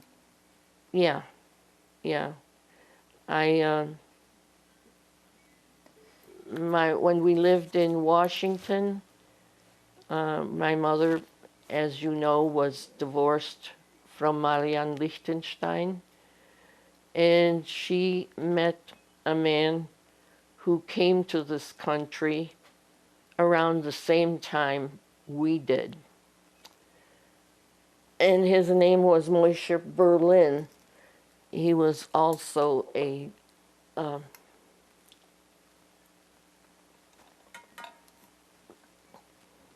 Moshe Berlin was my stepfather. Is he also a survivor? He's also a survivor. He lost his wife and 6 children, 5 children, and she was pregnant with the 6th child. And he was, well, first of all, he's he sent a lot of he had a brother. Moshe had a brother, Hersh Berlin. And Moshe, years back in Germany, Moshe, during the Hitler time,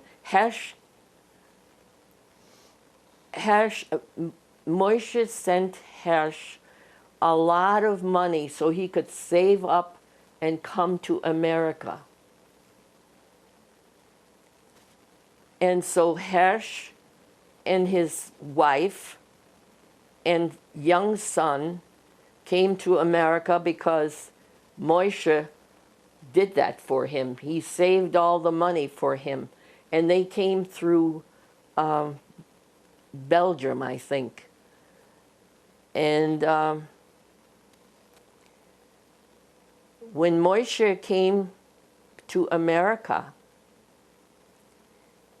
he thought his brother Hersh was going to meet him in New York. And Hersh instead sent somebody to meet Moshe coming off the ship. And he sent a pair of shoes for Moshe from America.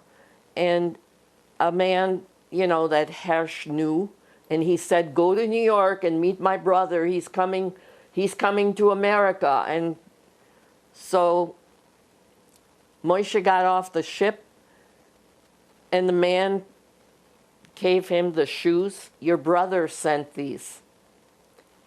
And he said, he threw the shoes, and he said, my brother couldn't meet me by himself. So he was upset. He had to send somebody to meet me off the ship. You got to remember, his brother and the wife and the son that they had would not have been able to come to America if it hadn't been for Moshe sending all the money, all during the years. How did all of this affect you and your mother? I'll get to that. Okay. So Moshe was away going back to Poland, and Moshe, I didn't know him then, but Moshe lost his wife and 6 children, 5 children, but she was pregnant with the 6th child. So he was trying to find a route for his family to escape. And he came back, and he found that his family was taken on a truck and taken away before he got back, like maybe a day or 2 before he got back. And his family was murdered. And so I'm just giving you a story about Moshe, and he became my second stepfather. My mother married him. She met him in Washington, D.C. And Moshe and Mr. and Mrs. Boyer, who took care of me when my mother went to Montreal to get her get, and all those people became citizens the same time that I think my mother and I became citizens. And what was your relationship like with Moshe? Not good. Not good. He did not understand me. I was, I had one girlfriend in school. I didn't spend time on the telephone, but my mother had my mother had this apartment, and when she and Moishe got married, he moved in, and so she would go to the movies with him and drag me along, and I didn't want to go with them. I was like walking so many feet in back of them. I didn't want to go to the movies with them. I just wanted to be, you know, I had one girlfriend in high school, Doris Kuzer, and Moishe, he took the telephone and he locked it into a suitcase, so I couldn't you use the couldn't talk. telephone. Okay. And every time the phone rang, he had to go get the key, and you know. So it was a little tense with him. I only had one. Yeah, and if I asked my mother for some money for lunch, he said she can have a stickel of bread with a piece of garlic, you know. So that went on like that, and I subsequently I left home at 16, and And then you, I know that there's kind of a longer story, so condense it. a little bit. When you left home, you met your first husband sometime after that? No, well, yeah, sometime after that. Tell me about that.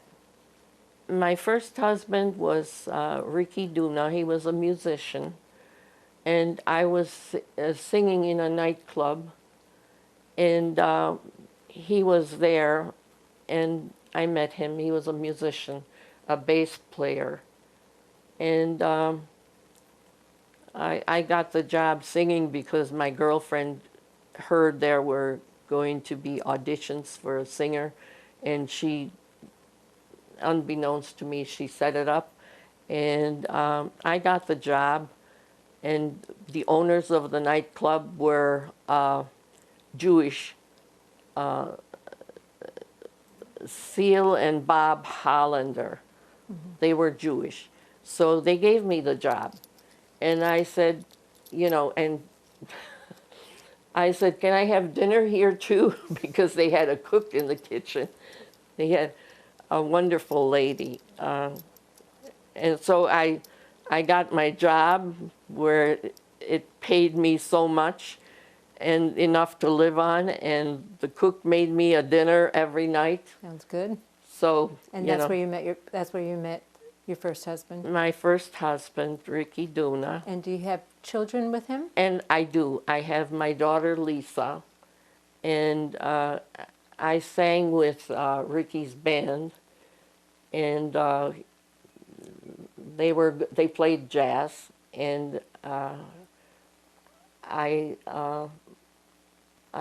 came to love jazz, and so I worked with his band, but then you know, we were not suited.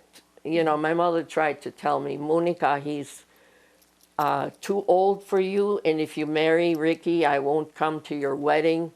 And I said, you don't have to come to my wedding in order for me to get married. I can get married anyway. And so that's what I did. I married Ricky, and I had my daughter, Lisa. And then it turns out that, you know, my mother was right. Ricky was too old for me, and So you got divorced? well, yeah. First, I took my baby and went to Florida, and I sang around Miami Beach in a bunch of clubs, and I was very lucky to meet up with people who ran the clubs, you know, in Miami Beach, and I I had never gone to. Oh, I called my mother, or she called me, and she wanted to come and visit, which was good because she could take care of Lisa for me.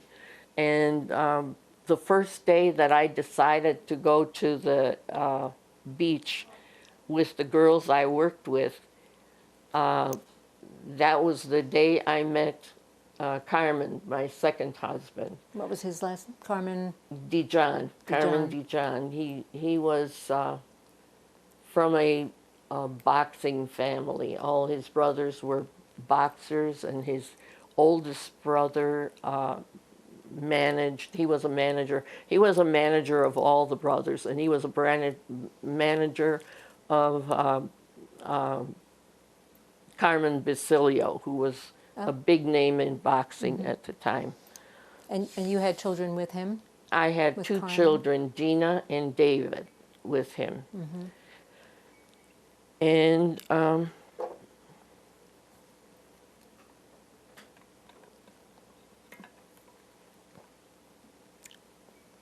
What happened in that? so I left Miami Beach and came to Syracuse because Carmen wanted to marry me. And he said, if you marry me, I'll make you the happiest woman in Syracuse. And so I came to, first I came to, first I went to Washington. And it was just at the time when Moishe's brother died. And they were all sitting Shiva in my mother's house. And a couple of days later, well, no, then Carmen left. Carmen and I drove up together from Miami Beach to my mother's house, and then he went on to Syracuse. And he wanted me to, come to Syracuse and marry him, and he was going to make me the happiest woman in Syracuse. So you did come to Syracuse. I was looking forward to that. You did Yes, marry him. I did come to Syracuse. I left a while after, and I had directions to go to, and all my music friends, all my musician friends said, "You're going where?" I said, "I'm going to Syracuse." And they said, "We'll give you 6 months and you'll be back." So I went to Syracuse, and I had directions. And I was driving up there through the city, and I asked for some information about a certain street, and the man said, it's up there just a couple of blocks. And I said, "But I was supposed to go through downtown." He said, "You did. You just went through downtown." Everybody from downstate thinks that Syracuse is a small town. So. Yeah.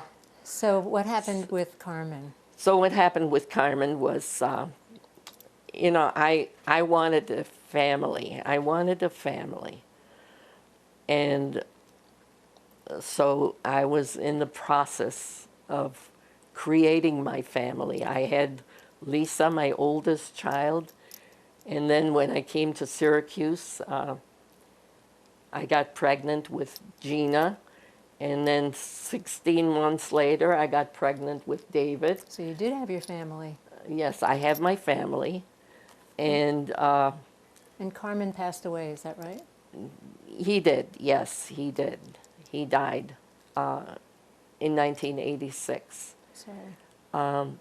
So And then, going back to that psychic in Germany who said, "You're going to be married 3 times, and your 3rd marriage is going to be your happiest." And she was dead on. and, and who was I that? married Louis Zingaro, who was the most wonderful man you could ever have imagined. Husband, father, grandfather, and Louis has 2 daughters. He had 2 daughters. What are their names? Pardon? What are their names? Donna is the oldest, and Barbara is the younger one. And Louis was widowed.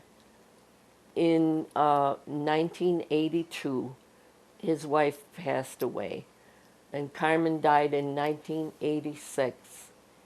And I went to a Hope for Bereaved meeting after I became widowed, and a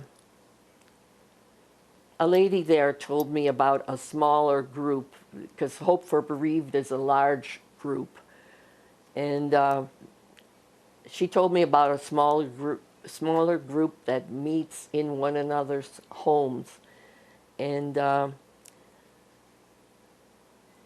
she had been widowed because her husband died waiting for a heart transplant. And so she was quite young. I think she was just 31 or so. She was very, very nice. So I went to this meeting, this bereavement group, and I remember when the lady opened the door, I looked at this group sitting around in a circle, and I thought, they all looked so sad. And I didn't realize that I also looked very sad. Everybody was sad. They all lost their spouses. And so I sat down. Louis asked me to sit down next to him. I mean, it just, he had a place there. And then what they do at these meetings, everybody talks about what they've gone through, if they lost their husband in a car accident or whatever, an illness. And then, so then everybody left the meeting, and we were talking. Louis and I were talking over our cars. We had our cars parked in the driveway. And so he, my thoughts were, I would never go for coffee with a man because I was not inclined to do that. So Louis, so the next meeting that we had, Louis had a place saved for me, and when it's always at somebody else's house, the meetings, and I sat down next to him, and we just talked. We spent a lot of time talking about our spouses and what happened with them, and whether they were sick or what. It was a long time. And then at some point, he said, would you like to go for coffee? And I said, yes. And we went to the Beeville Diner, Louis and I, and we sat there and talked, and we talked about our spouses and what happened to them and what we went through, all that. It was all of that, talking about our spouses and how we lost them and about our lives. You felt very connected. Very connected, yes. And one day there was a brunch that he said, I don't know if you're going to go to that brunch, but I thought I would go. And if you're going, would it be okay if I pick you up with my car? So I said I'd think about it, and I wasn't sure I was going to go to the brunch. But then I decided, yes, I will go to the brunch. And Louis picked me up, and we got in his car. And I said, okay, let's go and drive. And he said, the car doesn't move until you put your seatbelt on. He's watching out for you. Did you tell Louis about your experiences during the war? Yeah. You did. He came with me to shul on a Friday night. Not every Friday night, but he came with me to shul. He offered to convert to Judaism for me, and I wouldn't have him do that, you know. Louis has a stone, and on the left side is a cross, and on the right side is a Magen David. You know. So you very much, when some people after going through that experience, those kinds of experiences, keep their distance from Judaism. It sounds like you, just as you said when you were in Germany, you were proud to be a Jew. It sounds like you maintained your connection Yeah, to Judaism. yeah, and Gina is the one who she wanted to she wanted to study Judaism, and so I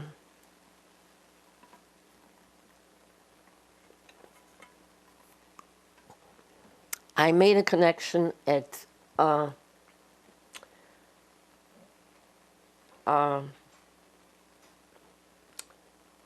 the temple, and I called another temple, and the rabbi discouraged me. But then I called Gina. Huh? What's our temple? Temple Addis. Temple Adith Adith Yeshurun. And I called Temple Adith Yeshurun, and Gina wanted to learn about Judaism. She was very firm on that. And I should have her tell you that. Well, she'll be joining us, so I will ask her Okay. about that. What effect do you think, if any, the war experience had on your Jewish faith, Jewish beliefs? I was afraid for my children to be in Hebrew school. Because when Gina when she first said she wanted to go to Hebrew school and learn about Judaism, there wasn't anything in our area.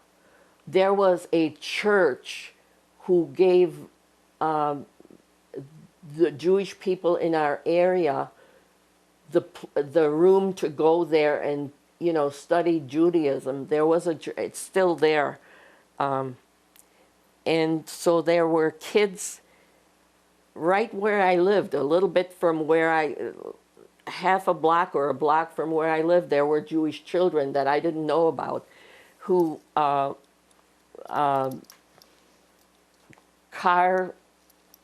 what do you call it when a parent picks the kids up with a car? Oh, carpooled. Carpool to a well, I guess at first we carpooled to that church on West Genesee Street, and it was like I didn't even know the people who lived in Camelot Circle, whose their child was a Jewish child who was going to learn Hebrew at that church. So that was the first time that we carpooled with children. And then I made the connection with Temple Adith, and I joined Temple Adith.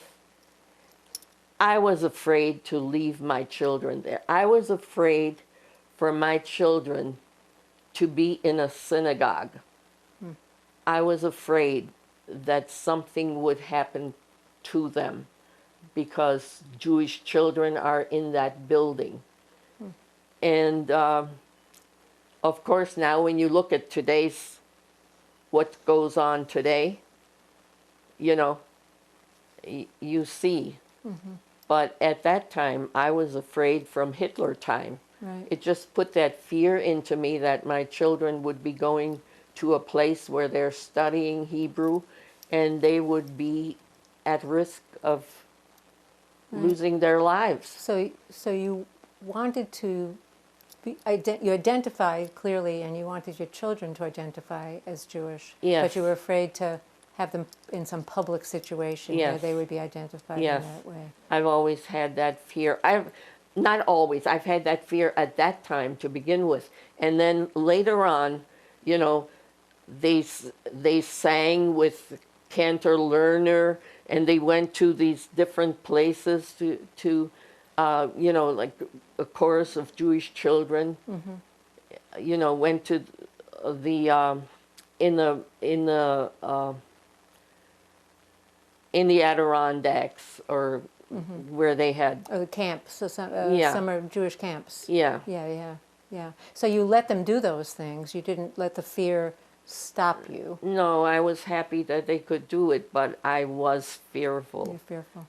I was fearful. What about what effect, if any, it says, have you had these experiences had on how you raised your children? Did you feel like Well, I'll tell you how I raised my children. Do you remember the Cuban Missile Crisis? I do? I think my daughter was the only child who didn't go to school that day. And I had a call from Mrs. Kostasic, who was the secretary at Fairmount Elementary School. Mrs. DeJohn, is Lisa sick today? I said, no, she's not. She's not in school. I said, yes. I said, it's what we're having is the Cuban Missile Crisis, and if we're going to war with Russia, my daughter is going to be home with me and not at school. And so they started a rumor about Mrs. DeJohn having been some kind of prisoner of war, you know, at the school. But no, I didn't let Lisa go to school that time. You wanted to protect your children. I kept her home, yes. Yes. And so that's one of the effects you're saying. I mean, any parent is protective, but you Yeah. had unique experiences, and of course your mother totally protected you. Yeah. So I know you've talked about your experiences to school groups quite a bit. What was that like for you? Speaking to children, to students. Yeah. What was amazing, the first time I spoke to American school children was at the school that is all African American students. And in order to hear me, they had to make arrangements to have a ride home from school. They had to accommodate that by arranging how to get home from school if they want to hear me. And so there were a lot of children that very first time that stayed to hear me, and they asked a lot of questions. They were just amazing. They were amazing. They were very inquisitive, and I was so proud of them. They asked so many questions, more than any of the other children in other school districts. And what was that like for you? I enjoyed it. I didn't know how I was going to go through that, how I was going to get through that. I was worried about talking about my past. And You mean emotionally, what that would be emotionally, I was, yeah. And I think Gina said that you could hardly hear me. I spoke at such a low volume. Yeah, it was hard. And the fact that they were so interested and they had so many questions, how did that affect you? It was amazing. I was amazed. I was very proud of those children. They showed more interest than anyone else. That, you know. What is it that you wanted to say to them, and maybe just in general to future generations about this experience, the experiences that you lived through? Well, it's very difficult. We're living in such a time politically now. It's anti-Semitism is everywhere. It's a different time. It's a different time. It's very different from when I came to America. You have the political aspect of it. and it's just my insides are riled up at what is happening, at what is happening with politically with Trump, with all the people who are associated with him, and I'm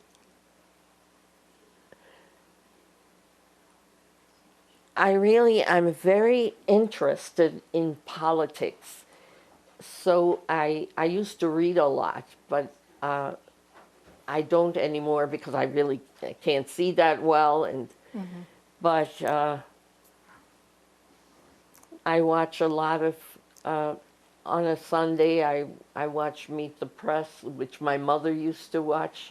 She was very politically inclined, and I watch several other shows, and I'm very much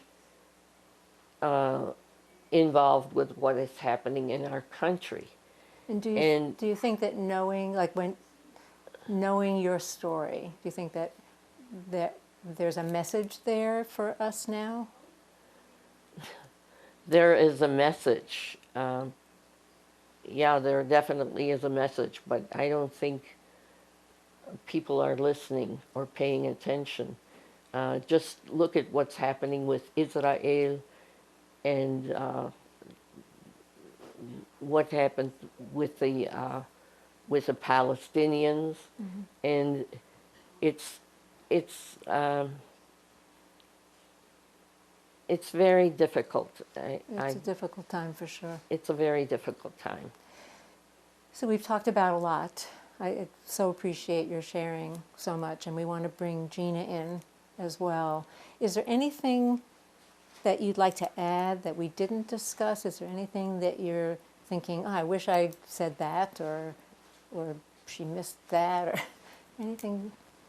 I just want to give you a chance to get the last word here before we bring Gina in. I think we covered a lot. Well, yes, I'm a little bit, at this point in time, I'm a little disappointed that young people are not realizing what President Biden has done in our country, and they're looking at this person who is a boor, uneducated, totally uneducated. He probably went to, I'm talking about Trump, he probably went to the best schools, but he didn't learn much. He's just, he's a boor. He can't even behave with foreign people who visit our country. He doesn't know how to behave. He's dragging our country down, and I'm surprised. I'm surprised that people are following him. You know what I'm saying? I'm surprised. People, intelligent people, but there are a lot of intelligent people who do not follow Trump, who are, you know, the people who are involved with the Lincoln Project and others, you know, that give me hope. I really don't think that Trump is going to win this next election. I don't think it's possible, because I think that there are too many intelligent people, you know, too many intelligent people that are, I don't think he could win this election. I know they think that President Biden is a little too old, but his experience is, and I think, and I hope I can live to see the election coming up this year. I hope so too. And I hope that, and I think that Trump can't possibly win. He can't possibly win. Okay. Let's hope. All right, so I think we're going to bring in your daughter. Great. So, Mrs. Ungaro, if you would like to introduce your beautiful daughter. This is my daughter, Gina DeJohn Clifford. Very nice to meet you. Thank you. Thank you for joining Nice to us meet you today. as well. Thank you for doing this. I realize that I did not ask you the names of your grandchildren, so it would be nice to have that on the tape. So maybe you could just share the names of your grandchildren. Whoever wants to do that, it's fine. Want to share your I have grandkids? grandchildren and I have great Oh grandchildren. my. Okay, all of them. Okay. Lisa Ann Toscano, Matthew David Cummings, Jeremy David DeJohn, James David Toscano Jr., Hillary Morgan Guzik Jung, Jody Nicole Guzik Hauk, Jordan Lee Clifford, Ashley Lynn DeJohn, Sarah Nicole Bauer Dedrick, Austin William Clifford, Margaret Elizabeth DeJohn, Ethan Carmen DeJohn. And my great-grandchildren are Theodore Matthew Cummings, Mia Rose Alfonseca, Calla Lily Coleman, Cabri Ann DeJohn, Olivia Marley Alfonseca, Kalia Sophia Alfonseca, Cameron Elizabeth DeJohn, Tobias James Toscano, John Jack, Nicholas Dedrick. That is quite a list. So we made, my sister made like a whole list of everyone with everyone's birthdays in Very age nice. order. And so Very you're nice. right, Hitler did not win. Hitler did not Hitler win. did not win. And did you not said exterminate us And all. that's- you That's- wanted a family. I right. wanted a family. Look at the Made her family. wish come true. That's awesome. Yeah. 9 great-grandchildren, 12 grandchildren, and 5 children. Wow, that's awesome. A blessing. So, Gina, I know this is not the first time you're hearing your mom's story, but I know there was also a period of time where she didn't talk about it much, and then she started to talk about it. Really, my question to you is, what's your reaction? I don't know if you remember your reaction when you first started to hear about it, but what's your reaction to hearing about it now? Well, we were indoctrinated our entire life by my mother to never tell anyone we were Jewish. As long as I can remember, you were told never to tell anybody you're Jewish. I knew she was a survivor, knew she was in the Holocaust, did not know the details. When I was in 8th grade, we were reading the book Exodus in school. We had to do a book report on it. Did not like to read books, opposite of my mother with education. I would read the beginning, the end, and the middle and write a book report. I could not put the book Exodus down by Leon Uris, and it had such a profound effect on me, particularly with what the Nazis would do with babies, throw them up in the air to see how many bullet holes they could shoot into them before they dropped to the ground. I love children, babysat children my whole life. The whole story just had such a profound effect on me. It made me go to my mother. I was 12 years old, I remember. I went to my mother. I said, all right, enough is enough. I need to know my heritage. I need to know why you went through what you went through. I need to know why we don't have any family. I want to know. I want to learn. I beg of you, please tell me. And that's when I begged her to take me to Temple so I could go learn. And she did. She brought me to Temple Adith, and I sat in a classroom full of 8-year-olds, and I was 12, and it didn't matter to me. And I went to Hebrew school. I had my bat mitzvah. I had my confirmation, and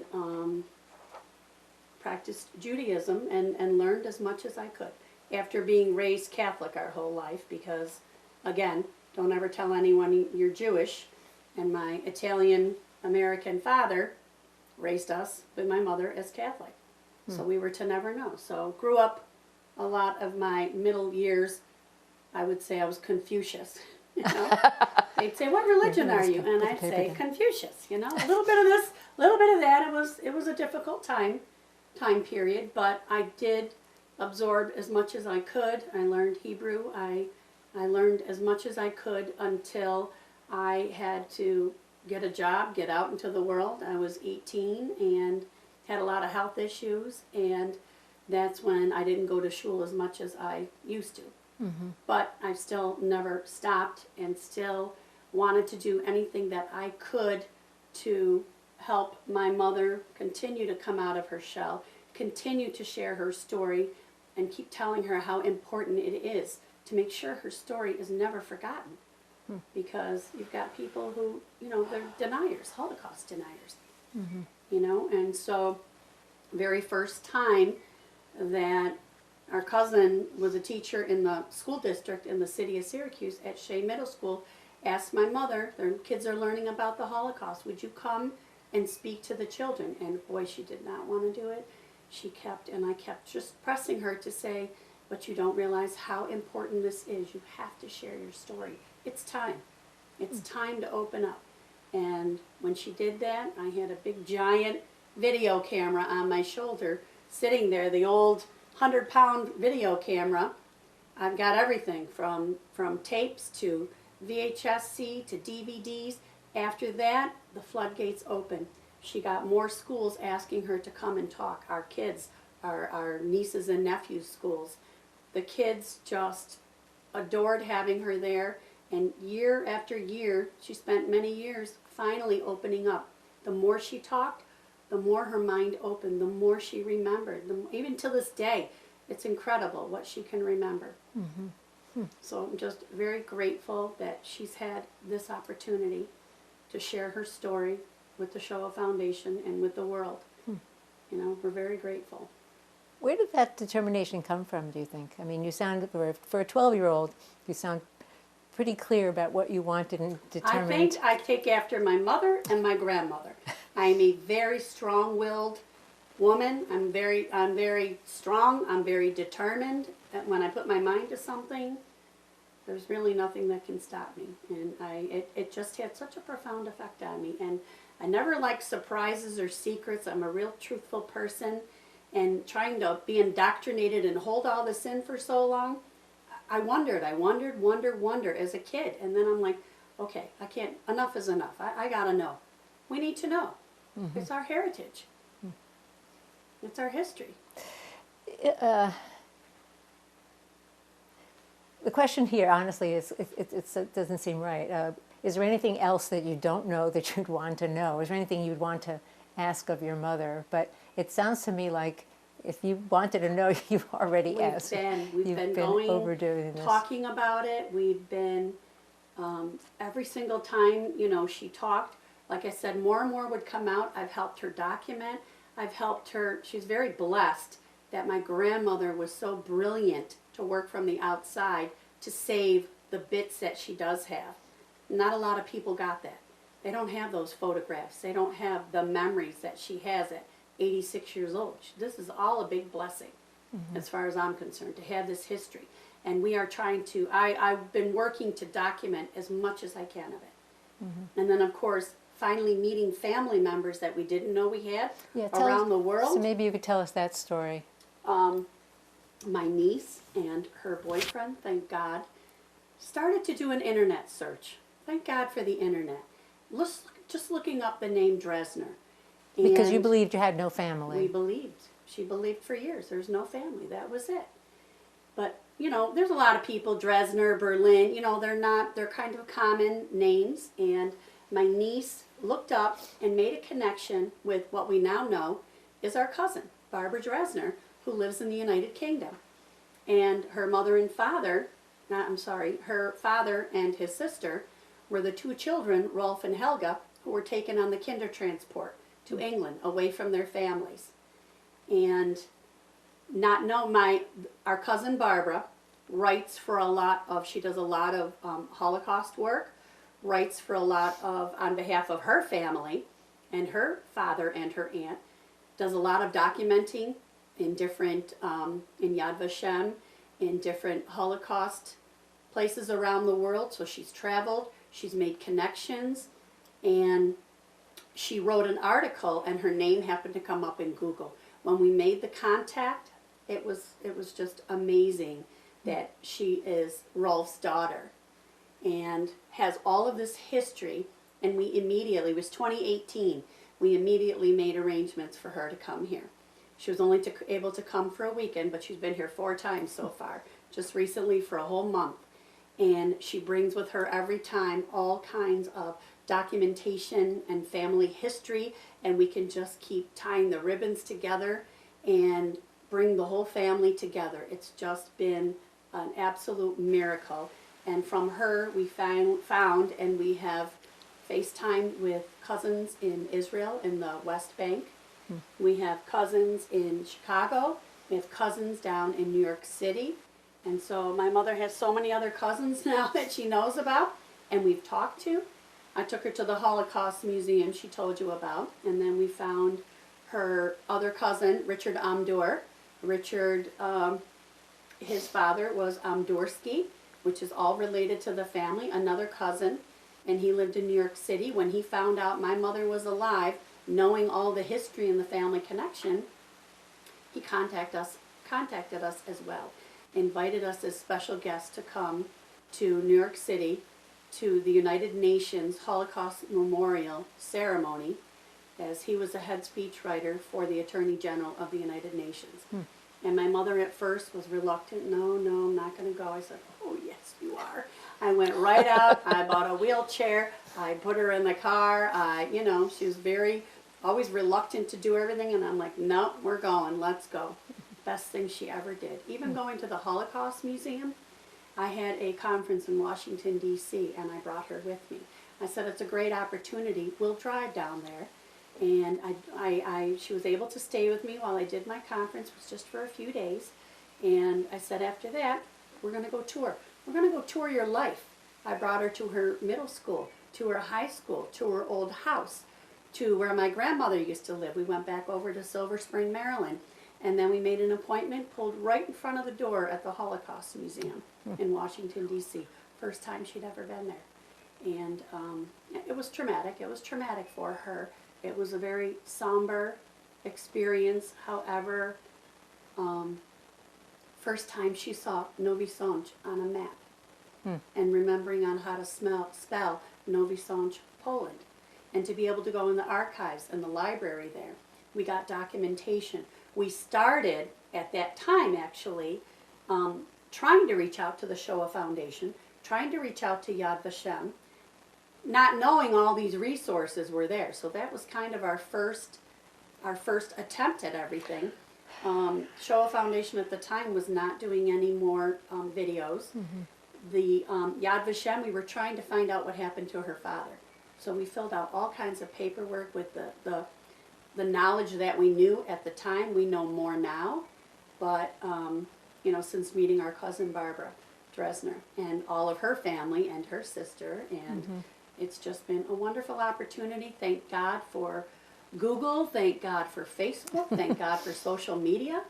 It has really opened up a lot of doors. Sometimes it can be not so good, but in this case, it's really helped. was wonderful. What's your reaction? You said that you were, Monica, you said that you had this fear, obviously, that your daughters, you didn't want your children to even be identified as Jewish, much less leading the charge in some ways. How do you feel about how it's all evolved? Anything you want to say to I feel good. She not only wanted to educate herself on Judaism, but she also pulled her brother along, who made his bar mitzvah. He had to learn Hebrew for that. And so I'm very proud of Gina and for having done what she did. Very proud of her. And she pulled me out of whatever I was in and said, it's good. It's good. anything you want to say to your mom? I'm just so proud of you. I'm proud of you. Make me cry.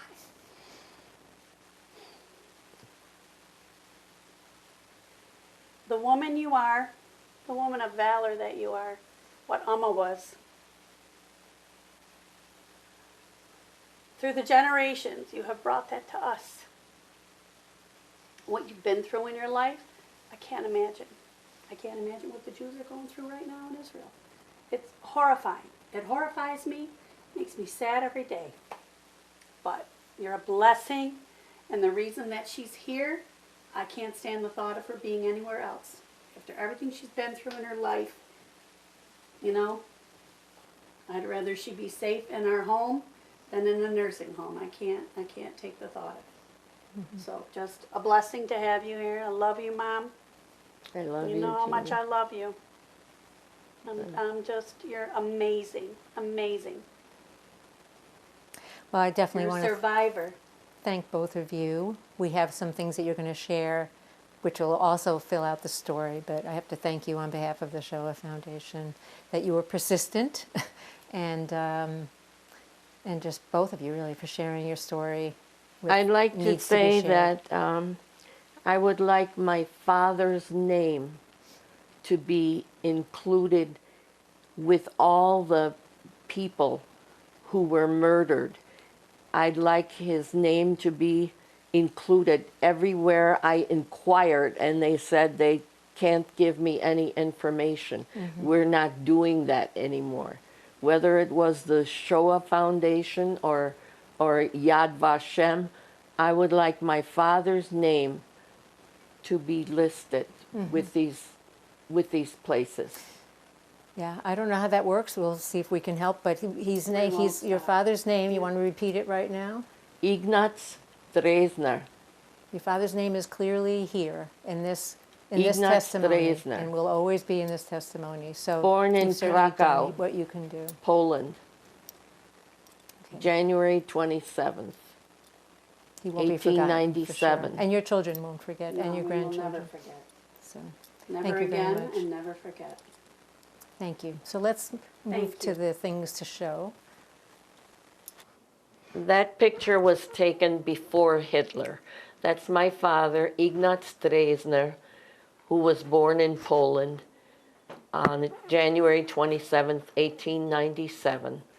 And that picture was, I've seen many pictures of my father dressed like this. He was always dressed up. He would be at a beach and he would be dressed in a suit, dressed to the nines. People are in bathing suits, and you would find the tallest man, handsome, in a suit. That's my father, Ignaz Dresner. Okay, thank you. And who is this a picture of, and when might this be taken? That's my father and his brother, Vladislav, and it was in front of the Dresdner business. And that was taken before Hitler. That was the first store where, Okay, thank you. yeah, where my mother business. used to model the coats they made in there, the fur coats. Thank you. And who are these people? These are my father and my mother before Hitler in Leipzig, where they were married and where I was born, Leipzig, Germany. And your mother's name was, remind me? Erna Irmgard Magdalena. Dresner. Thank you. That's my mother and I in a displaced persons camp in Schweinfurt, Germany, where we were being processed to come to the United States. So that was after the war? It was after the war in 1949. Thank you. This is the ship. It's a United States troop ship that brought us to America from Germany. We left Bremerhaven in Germany and we ended up in New York. And it took a long time to get there. What was the name of the ship? I think you mentioned it. The name of the ship was USS General Muir, M-U-I-R. Okay. That's my stepfather, Moishe Berlin, with my mother in Silver Spring, Maryland, probably in the 1960s sometime. Okay, thank you. This is my husband and I, Louis Zingaro, and me, Monica Dresner Zingaro. And this was a few recent years ago. He was the love of my life. Thank you.